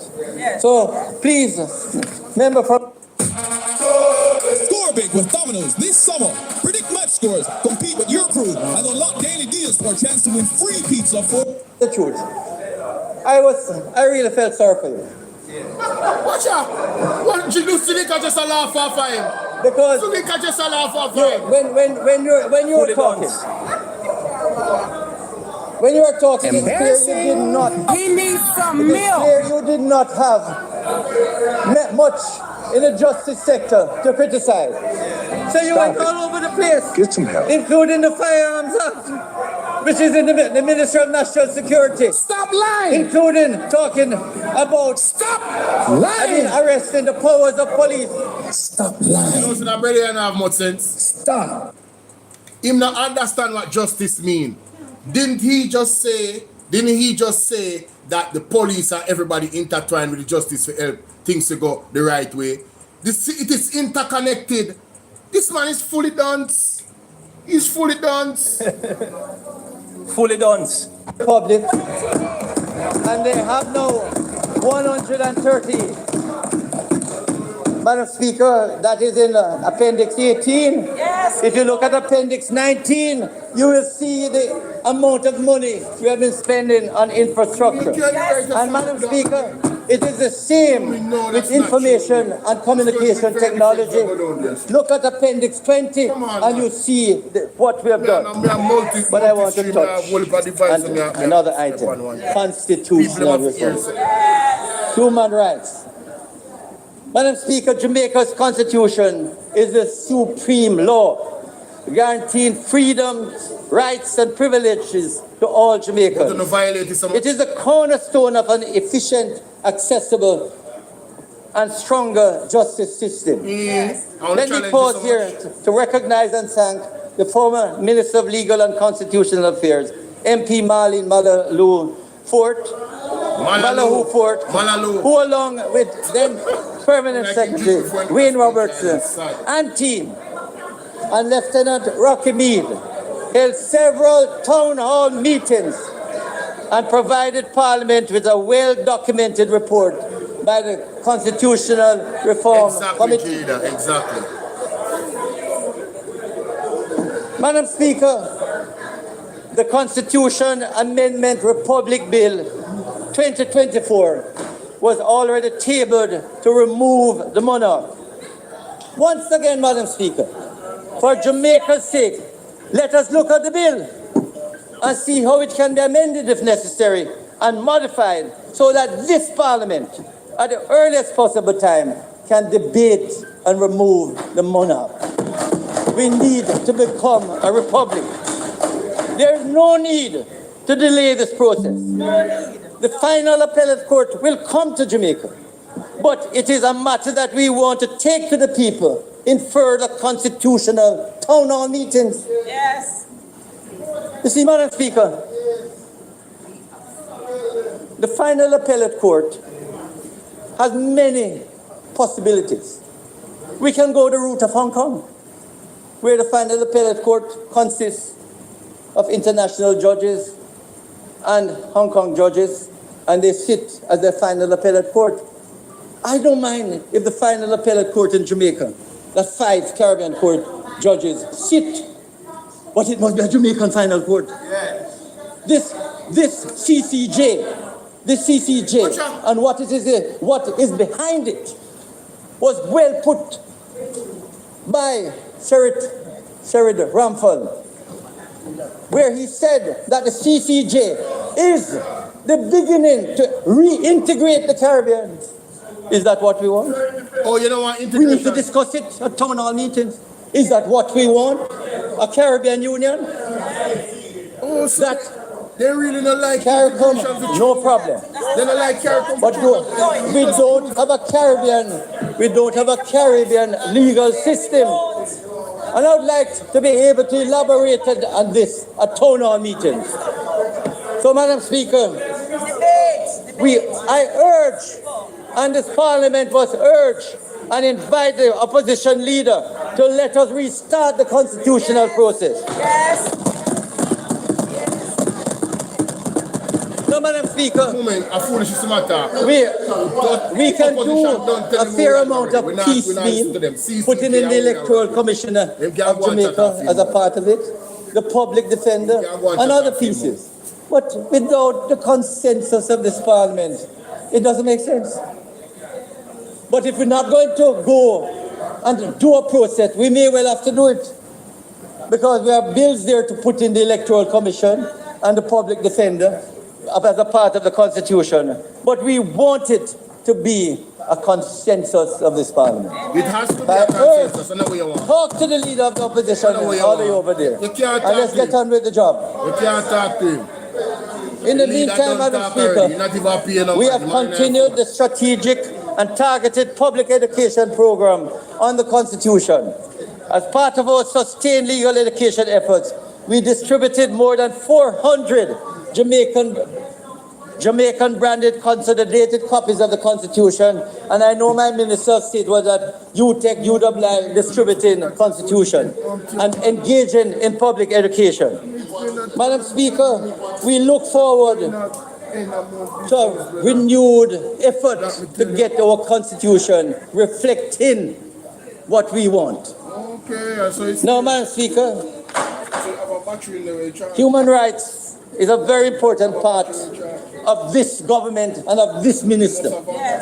And as I go across the country, I promote the respect for one another's human rights. And I will continue to do it. I can tell you that when we reported to the International Covenant on Civil and Political Rights and the Universal Periodic Review, we got very good commendation. Jamaica does not, and I hope will never have a human rights problem. We have the Office of the Public Defender. If you have a difficulty, you can go to the Office of the Public Defender and prosecute any human rights breach. They are empowered to prosecute any human rights breach. Madam Speaker, we are engaged in a number of departments, which I will not go through, but if you look at Appendix 23, you will see the Law Revision Secretariat. You will see what we have done on human rights, Appendix 22.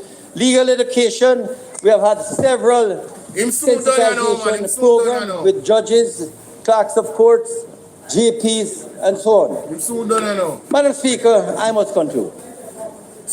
We close this 2026 sectoral presentation with a clarion call to our justice stakeholders and all Jamaicans to help sustain our efforts of building a stronger justice system. Inspired by NARA's vision of fast-track project delivery, we look forward to constructing new courts and renovating damaged justice facilities. We will adopt climate resilient and modern engineering standards, as well as public-private partnerships to meet our infrastructure goals. The implementation of the paperless integrated electronic case management system, the IECMS, will further bolster our efforts at digital transformation in the Jamaican courts and strengthen the wider justice system. Madam Speaker, this sectoral presentation has once again highlighted and promoted a range of conflict resolution tools as our free and accessible island-wide social justice programs in restorative justice, child diversion, victim services, mediation, etc. Our financing of the win-win mediation services is intended to result in a more peaceful and harmonious Jamaica. Our recently launched island-wide forum and alternative dispute resolution, ADR, will continue to be paired with estate management and planning guidelines as we aim to reduce deadlift-related incidents of violence within families. Madam Speaker, let me say I'm proud to be a part of this Andrew Holness-led cabinet.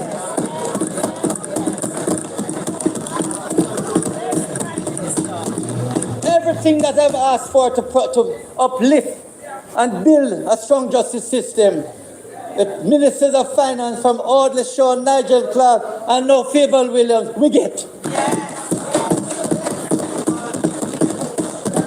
The only thing stopping us in terms of money is the procurement thing. And we have to overcome this procurement thing. Because we have the funds are available. The funds are available, but procurement frequently we can't get the courts built. Madam Speaker, This administration has ensured that anyone who's ever want justice need their head examined. Because you can get justice. And let me remind you of the number. 888 Justice. 587-8423. Call and they will help you to get justice. So, Madam Speaker, I want to say that the strong support of my colleagues have ensured that this is a proud Justice Minister. And I call on all parliamentarians, let us help our fellow Jamaicans to live peacefully and harmoniously. Indeed, I will be soon with a member from Northeast St. Elizabeth to say how best she can help. So finally, Madam Speaker, our 2025-26 achievements chronicled in this sectoral presentation, including major justice reform initiatives such as changes to Jamaica's expungement framework and its positive impact on hundreds of Jamaican lives. We anticipate similar success stories and our constitutional reform initiatives, which will undoubtedly contribute to building a stronger justice system for Jamaica. Madam Speaker, colleagues, I say blessings to all Jamaicans. And may God bless all of us. Thank you.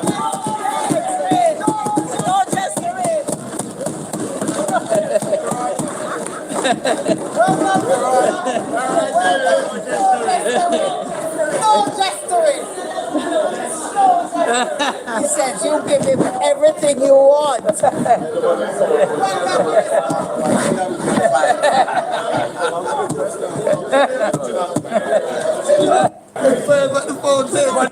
Hey, wanna notice how the speaker of the house don't turn off for them mic and make it run?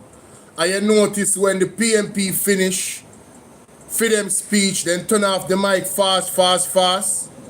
It's all a joke. Exactly. And me not tell no lie, me not like how PMP them a laugh up with them too. Me a call out the PMP too. Me do it yesterday, me I do it again. Yeah. It's like, I mean, funny to me. Me not see humor in it, But again, going back to what me I said a while ago, them turn off the PMP mic quickly when them done a speech. And I want you guys to observe, when NATALIE GARVEY is finished with her speech, how quickly the Speaker of the House is going to turn off their mic. I want you guys to mark that down. You'll see, if you observe other sessions, you'll see I'm not telling a lie. But enough about them. It's time for Miss NATALIE GARVEY, ladies and gentlemen. As she me come out, me not come out none of them. Let's continue. To the presentation. We will move to the presentation from a wonderful Member of Parliament. Member of Parliament for St. Catherine, North Central.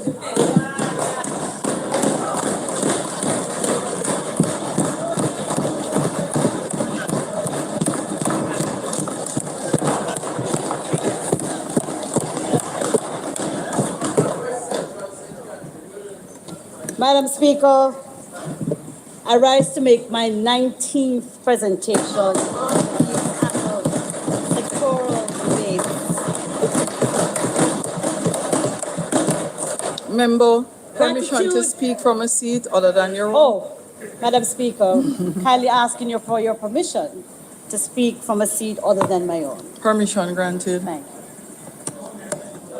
Gratitude to God prevails.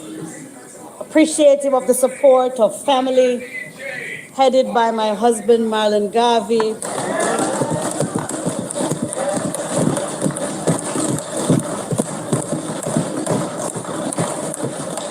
You are truly the wind beneath my wings. Blessed by the unconditional love of my daughter Morgan. One NATALIE NEITA Garvey. I want to them. I want to Who them. celebrates her birthday today. What a gift. Don't go support me. That's so nice. Aww. And the remarkable love of a mother who has given 3 decades of service to the United Nations and who has forged in us an appreciation for peoples and cultures across nations and a deep awareness of the value of democracy. Your 84 years on this world is value to us all.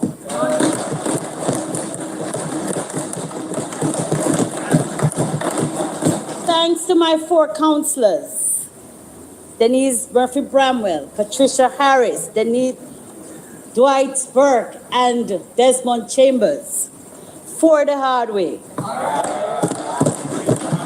To my constituents, for their unwavering support over 5 consecutive terms.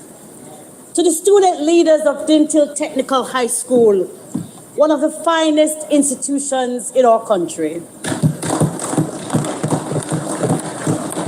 And for the full solidarity of my colleague parliamentarians, headed by the Leader of Opposition, Mr. Mark Jefferson Gordon. I associate my colleagues opposite in the same sentence because you've also become part of my family.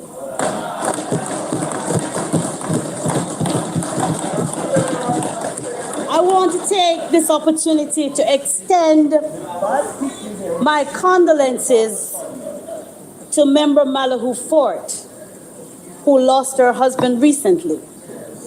I understand grief, and today I pray for God's comfort on her and her family.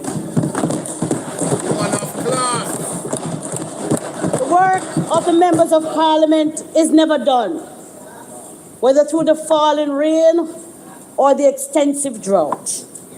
Consequently, I must say thanks to my personal staff, my security, my team at the office, my constituency team, my colleagues in local government, because I also served almost a decade as a councillor myself.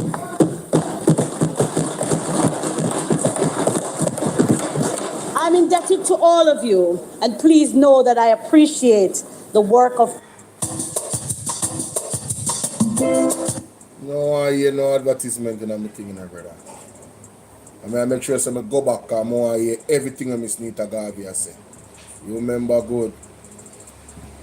Local water systems, every individual. From solid waste management to road repair.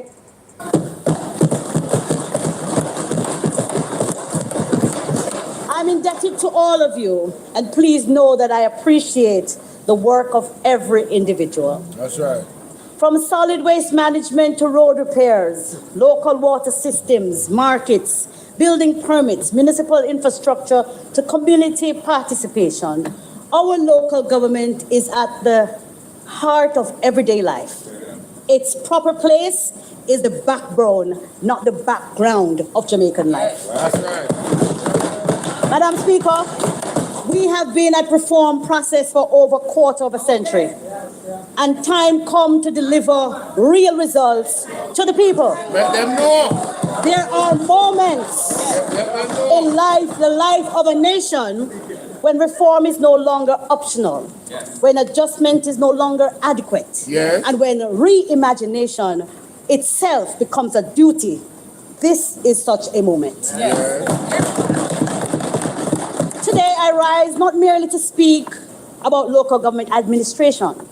I rise to speak about national renewal tracking of its incomplete agenda of reform. For too long in Jamaica, we have misunderstood local government. We have treated it as an afterthought, an appendage to central government, a reluctant administrative cousin, summoned occasionally to clean drains, patch roads, trim verges, and bury our dead. We have mistaken local government for local housekeeping. Yet, in the great democracies of the world, local government is something far greater. It is government closest to the citizens. It is democracy made visible. It is service delivery made immediate. It is development made personal. And perhaps most importantly, it is where ordinary citizens that encounter the competence, compassion, or failure of a state. My God. When a market is unsafe, when garbage is not collected, when flood mitigation fails, when roads collapse, when permits disappear into bureaucratic limbo, when public spaces decay, citizens do not experience abstract policy failure. They experience government failure. Madam Speaker, Jamaica stands at an uncomfortable crossroads. Over 30 years, the reforms of the early 90s inspired hope. We were promised a transformed local government system, a modern architecture of democratic participation, greater autonomy, better services, stronger accountability, institutions responsive to communities rather than distant ministries. It was, in many respects, a noble ambition. But patriotism requires honesty. The dream of 1992 has not lived up to expectations. The truth must be spoken plainly in this honorable house. Our municipalities remain financially weak. Our local authorities remain administratively constrained. Decision-making remains excessively centralized. Citizen confidence remains fragile. Innovation remains sporadic. And in too many communities, local governments survives not as a strategic engine of development, but as an exhausted mechanism of maintenance, which is not up to scratch. We cannot reform what we refuse to diagnose. And diagnosis begins with candor. Too often governments have spoken proudly of decentralization when we know we are practicing the very opposite. We are holding authority. Too often local government has been praised ceremonially while neglected institutionally. Madam Speaker, one could be forgiven for concluding that in Jamaica we support local government in the same way some people like me support exercise.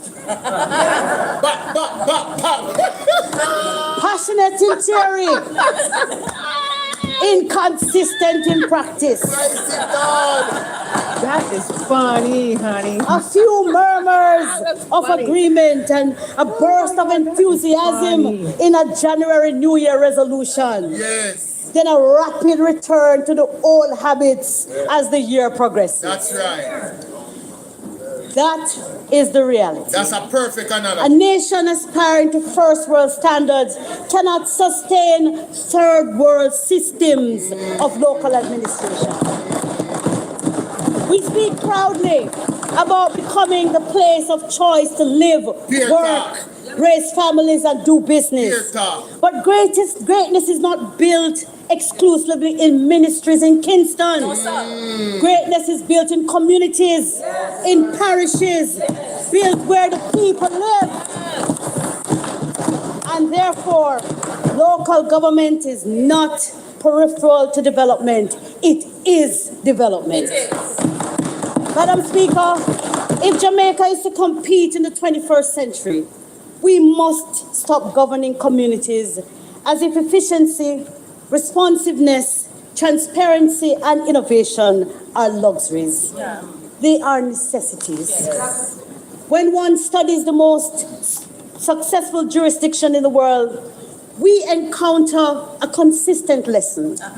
Whether in Singapore, in Denmark, in Canada, or highly effective municipal systems in parts of the United Kingdom, local government is treated as not as democratic bureaucracy. It is empowered. It is resourced properly. It is professionalized. It is digitized. It is measured and it is trusted. Citizens in those jurisdictions do not want to wait months to know whether a permit is approved. They do not want to go from office to office seeking signatures like pilgrims in search of revelation. They do not want to endure endless procedural uncertainty while systems apologize for inefficiency and call it patience. Madam Speaker, the Jamaican people deserve better. Of course. And the truth is, they are ready for better. The local government system cannot be a timid improvement upon yesterday. It must be transformational. So what then is the vision? It is a Jamaica where local government is competent, accountable, technologically advanced, financially empowered, and genuinely democratic. A Jamaica where municipal offices become centers of problem solving rather than monuments to bureaucracy. It must create a Jamaica where communities shape priorities instead of merely reacting to neglect. A Jamaica where local authorities are judged not by excuses, but by outcomes. A Jamaica where every citizen, whether in the urban centers of Spanish Town or the rural districts of Sligoville, experience governance that is visible, efficient, and dignified. We seek a second generation of local government reform. The unfinished promise of 1992 must now become the realized ambition of the 2030s. The vision is not partisan. Because, Madam Speaker, garbage does not ask who you vote for. Street lights, if you can't get any. Don't ask which side of the fence you're upon. Flood waters do not pause for political affiliation. And broken roads inconvenience every ideology. Competent local governance benefits everyone. Madam Speaker, there have been improvements. Minister, there have been some improvements, but not enough. Governance cannot be measured solely by announcements, ceremonies, and ribbon cutting. No, sir. Competence is measurable. Yes. Performance is measurable. Yes. And delivery of services is measurable. Let us look at solid waste management and the creation of the National Solid Waste Management Authority. The dream was for better standards and more efficient management. That is fading fast. The objective of the act is not even being observed. No, sir. Because the NSWA is yet to be structured according to the act and is not functioning as a regulatory body. The government maintains it as an operating entity and has invested in more trucks, yet the system gets worse. Irregular garbage collection is now the #1 complaint of every citizen in every parish, whether in urban centers or rural communities. There are some communities which have never seen a garbage truck, ever. So what do we expect? The inadequate field is improperly maintained, and every audit raises fundamental management questions. It seems a personality cult, no rules, and people's jobs are terminated on spurious grounds, such as one single person losing confidence in professional staff without explanation to the public. This is done at great expense to the taxpayer, totaling tens of millions of dollars. Solid waste services must improve because it's not cheap. The cost of solid waste management services in 26-27 estimates of expenditure is $8.5 billion, down from $9.7 billion over last year. In 2 years, it will cost taxpayers over $18 billion for garbage collection and disposal. And yet, the people are complaining about the delivery of service and the risk of disease outbreak. We only have mini dumps, Madam Speaker, because people are not getting garbage collection on time. They can't have the garbage at home, so they have to find a way to dispose of it. We don't want them to burn it either, because we must protect our environment. Madam Speaker, the people are also asking, why does local government continue to depend disproportionately on ministerial permission? This was a key issue in the reform, hence the establishment of the Parochial Revenue Fund and the passage of the 3 acts in Parliament. These are not opposition questions. These are Jamaican questions. And therefore, Madam Speaker, we must revisit the 1992 dream, now threatening to become a nightmare. The 3 critical laws passed in 2016 as a framework of the new governance arrangements cannot even benefit the system because no regulations have been brought to this honorable house.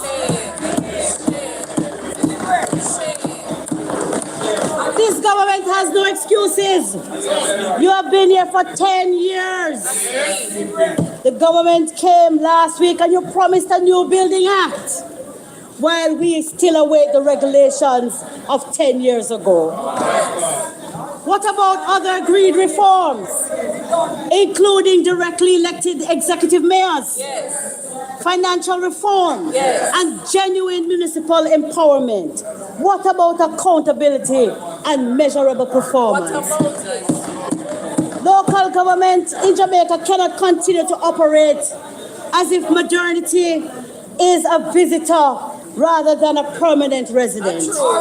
Excellence requires courage. Courage to confront failure. Courage to abandon complacency. And the courage to modernize and to reimagine. Central government must cease treating municipal corporations as institutions permanently awaiting permission to function. We must instead build a modern fiscal program for MCs to get on with the business of running their municipalities and implementing basic tasks such as drain cleaning without waiting for a handout of municipal permission. Minister, the $300,000 you announced to give councillors is an insult to them, Minister. And you were a mayor, good mayor. And we know, say, we need more money in local government. We need to stop giving councillors basket to carry water. Madam Speaker, municipalities have been experiencing ad hoc delivery of parochial revenue funds or permission to use their SGRs, even after documentation is completed.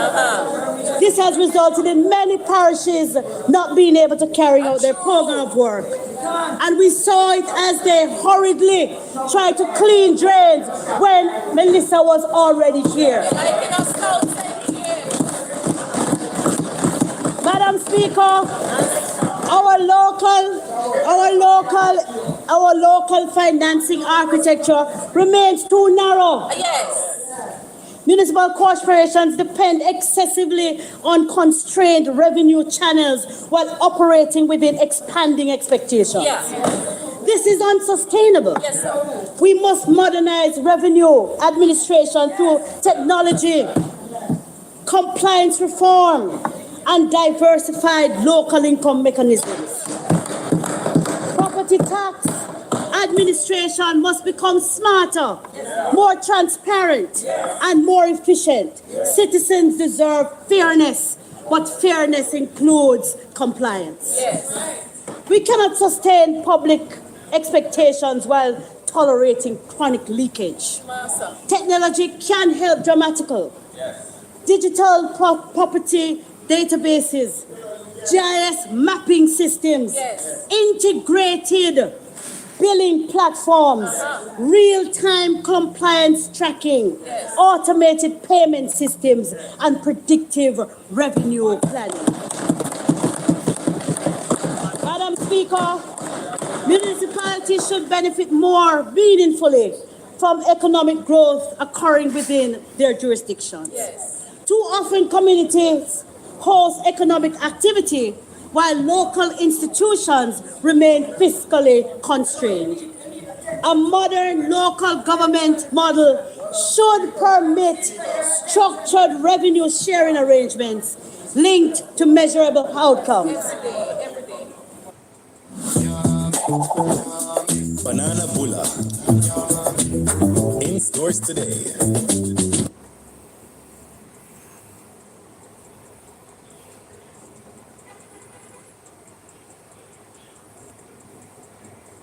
Industrial institutions remain fiscally constrained. A modern local government model should permit structured revenue sharing arrangements linked to measurable outcomes. Measurable outcomes like growth in tourism, commercial expansion, industrial activity.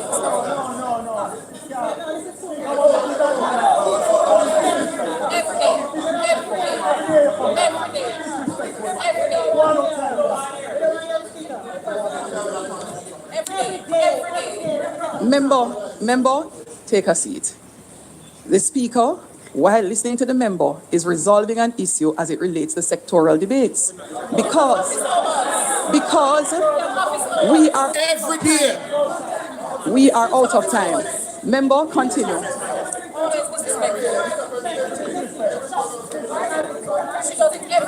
Every day. Talk up, Nikisha. So I'm back to the second point. Talk up, Nikisha. Municipalities should benefit more. Madam Speaker.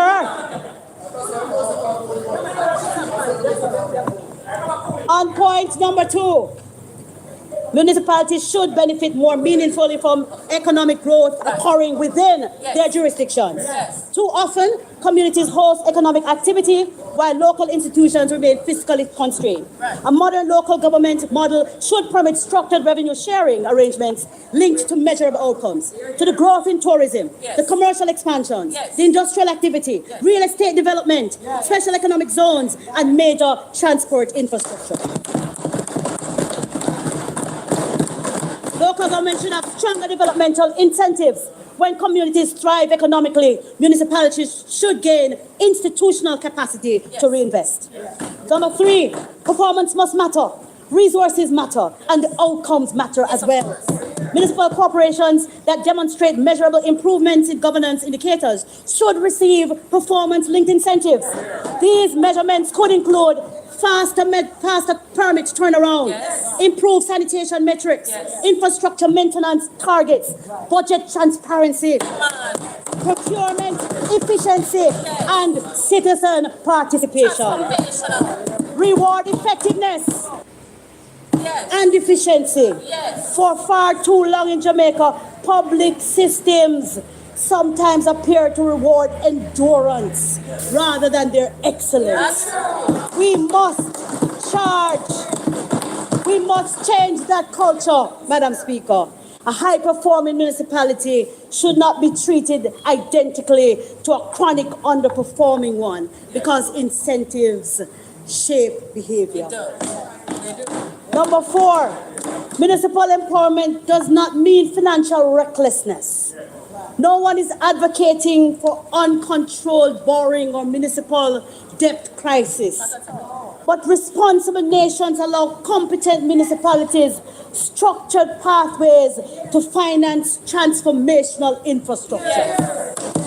Their markets, the transportation hubs, the waste management facilities, the green public spaces, the public parking systems, properly governed municipal financing frameworks, infrastructure partnerships, and other development financing mechanisms deserve serious examination. Otherwise, what is the purpose of this reform? Madam Speaker, one of the most corrosive features of under-empowered local government is institutional dependency. The psychology of dependency has become embedded, and dependency weakens innovation. Local government cannot exist merely to request assistance. It must solve problems, lead, innovate, and deliver. Mayors and municipalities should be constantly asking, how do we improve outcomes, not how do we secure the minister's permission. Madam Speaker, this issue is larger than any particular administration. Yes. It concerns integrity, dignity, institutional dignity, and community dignity. When local government fails, community sees it as neglect. Mediocrity becomes tolerated and hope is extinguished. Number 6, Madam Speaker, local government cannot merely maintain roads and collect garbage. Cannot just maintain markets and cemeteries. The future of municipal leadership is rooted in economic development of our parishes to support rural and urban life. Parish development committees need to be restructured and given new mandates. Unfortunately, this is not an area which this present administration takes seriously. The minister hardly ever gives any support. None at all, very little, to parish economic development committees, both in policy and in practice. Their new mandate should include driving investment, coordinating business facilitation, supporting entrepreneurship, promoting local cultural industries, marketing parish competitiveness, and helping to fast-track parish projects. Madam Speaker, Jamaica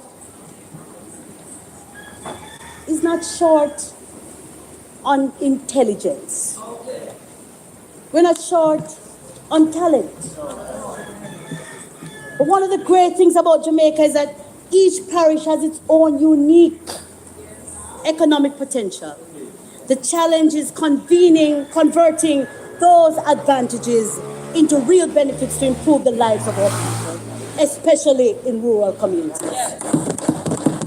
We should be talking about which parishes attract the fastest business approvals, which expands youth employment, which vitalizes urban centers, which delivers cleaner public spaces.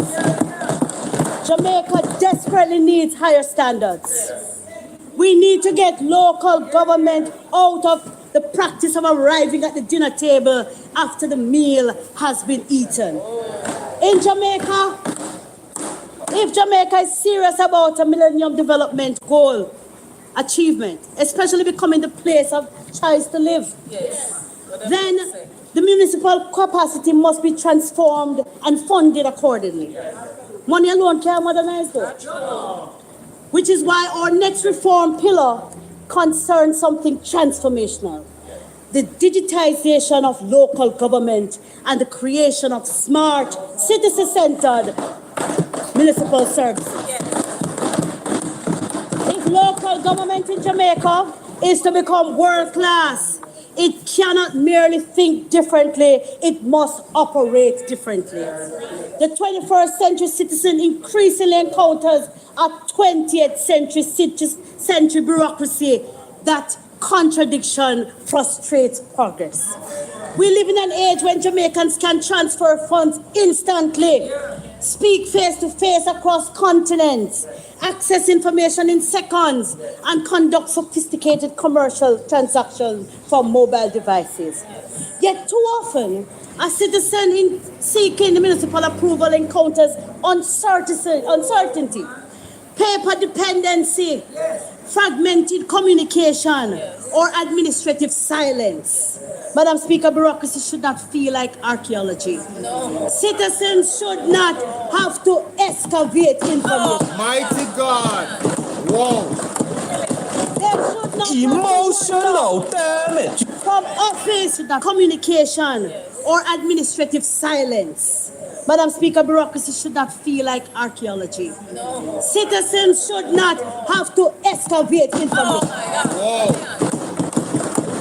They should not have to wander from office to office searching for updates as though governance is a scavenger hunt. Modern government must become visible, trackable, transparent, and responsive. This requires nothing less than a national program of municipal digitization. Madam Speaker, I therefore propose the creation of a Smart Jamaica, Smart Municipal Jamaica initiative. Not an acronym. No. Simply a design to transform every municipal corporation into a digitally capable, citizen-centered institution. It means citizens should be able to apply for permits, licenses, and municipal approvals online. Yes. 2026 after all. They should be able to track applications in real time, receive predictable timelines, escalate unresolved delays, pay fees digitally, access service requests through unified platforms, receive updates automatically, rate service, let me say that one again, rate service experiences, monitor infrastructure projects, participate in consultation, and to access municipal information transparently. Madam Speaker, it's not a dream. Systems exist, and we can no longer delay this modernization through the application of digital technology.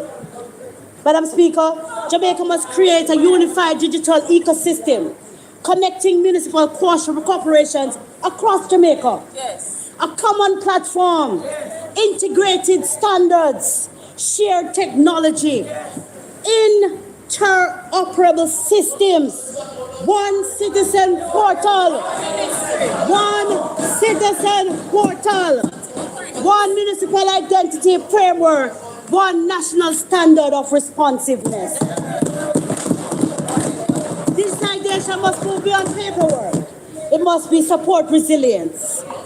It must know when gullies are blocked, which shelters are not working or resourced, which communities face elevated flood risk, where illegal dumping is occurred. Madam Speaker, technology should help save money, but most importantly, it should help save communities.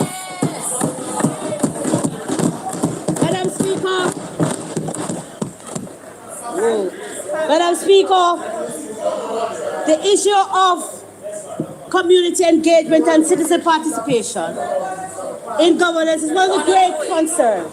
Some ministries and agencies do consult, but it is not a part of our governance culture. Perhaps it is because the SDC really isn't doing what the SDC was mandated to do. It was created with an ambitious mandate to reorganize communities, to build local leadership, strengthen civil participation, and to act as a bridge between citizen and the state. In principle, it should be one of Jamaica's most important institutions to facilitate grassroots democracy and community development. Instead, it has become an organization which needs a facelift and to be reimagined. Madam Speaker,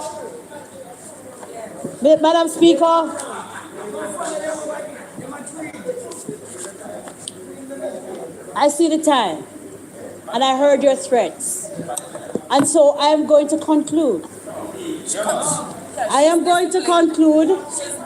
Because I'm a disciplined member of Parliament.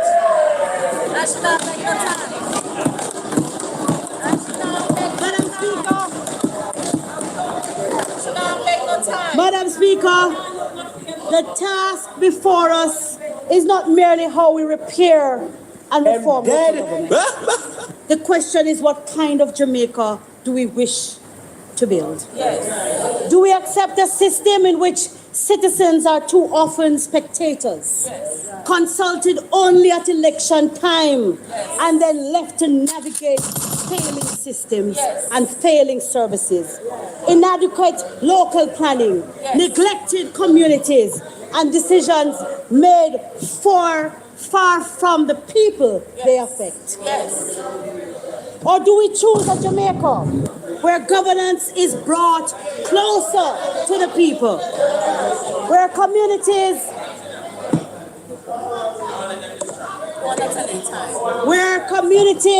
have a voice, local institutions have strength, and democracy is lived every day, not every 5 years? The proposal...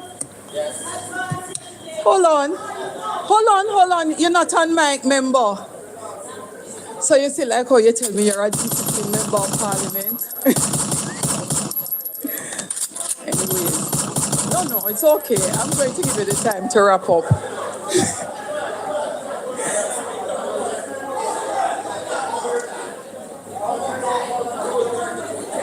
Give you the time. Anyways, I'm giving you the time to wrap up, member. But you see, because you announce how you're a disciplined member of parliament, it looks like you don't want any time extra at all. All right, go ahead, member.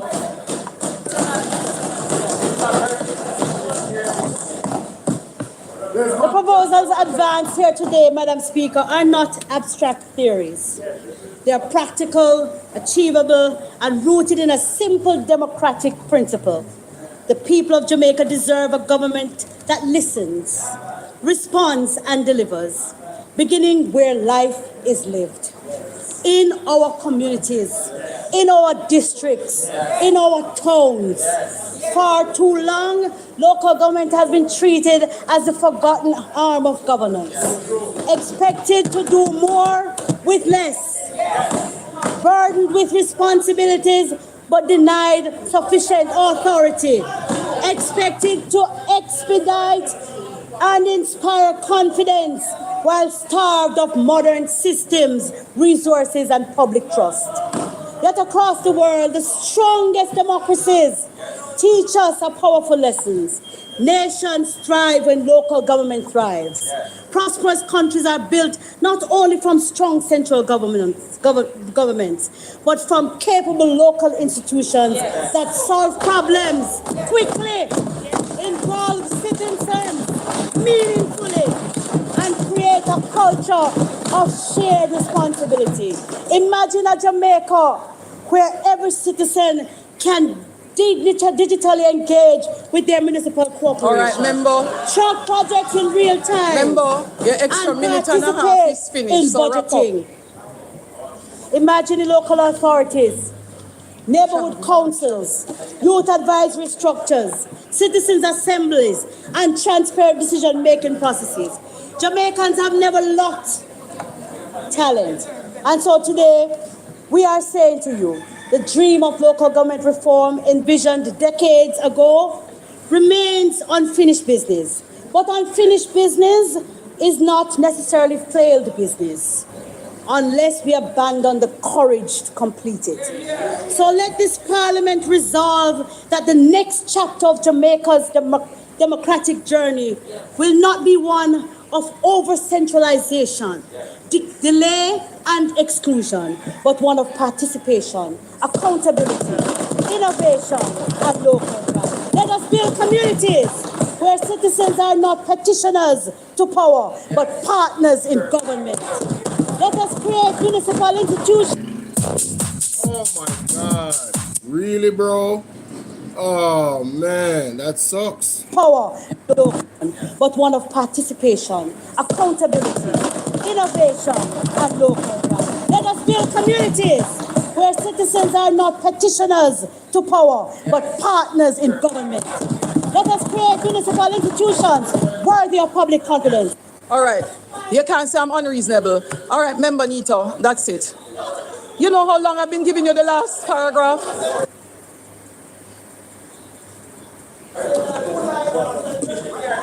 Let us finally bring governance closer to the governed.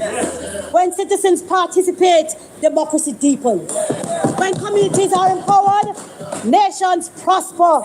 And when local government works, Jamaica works. God bless Jamaica. God bless the...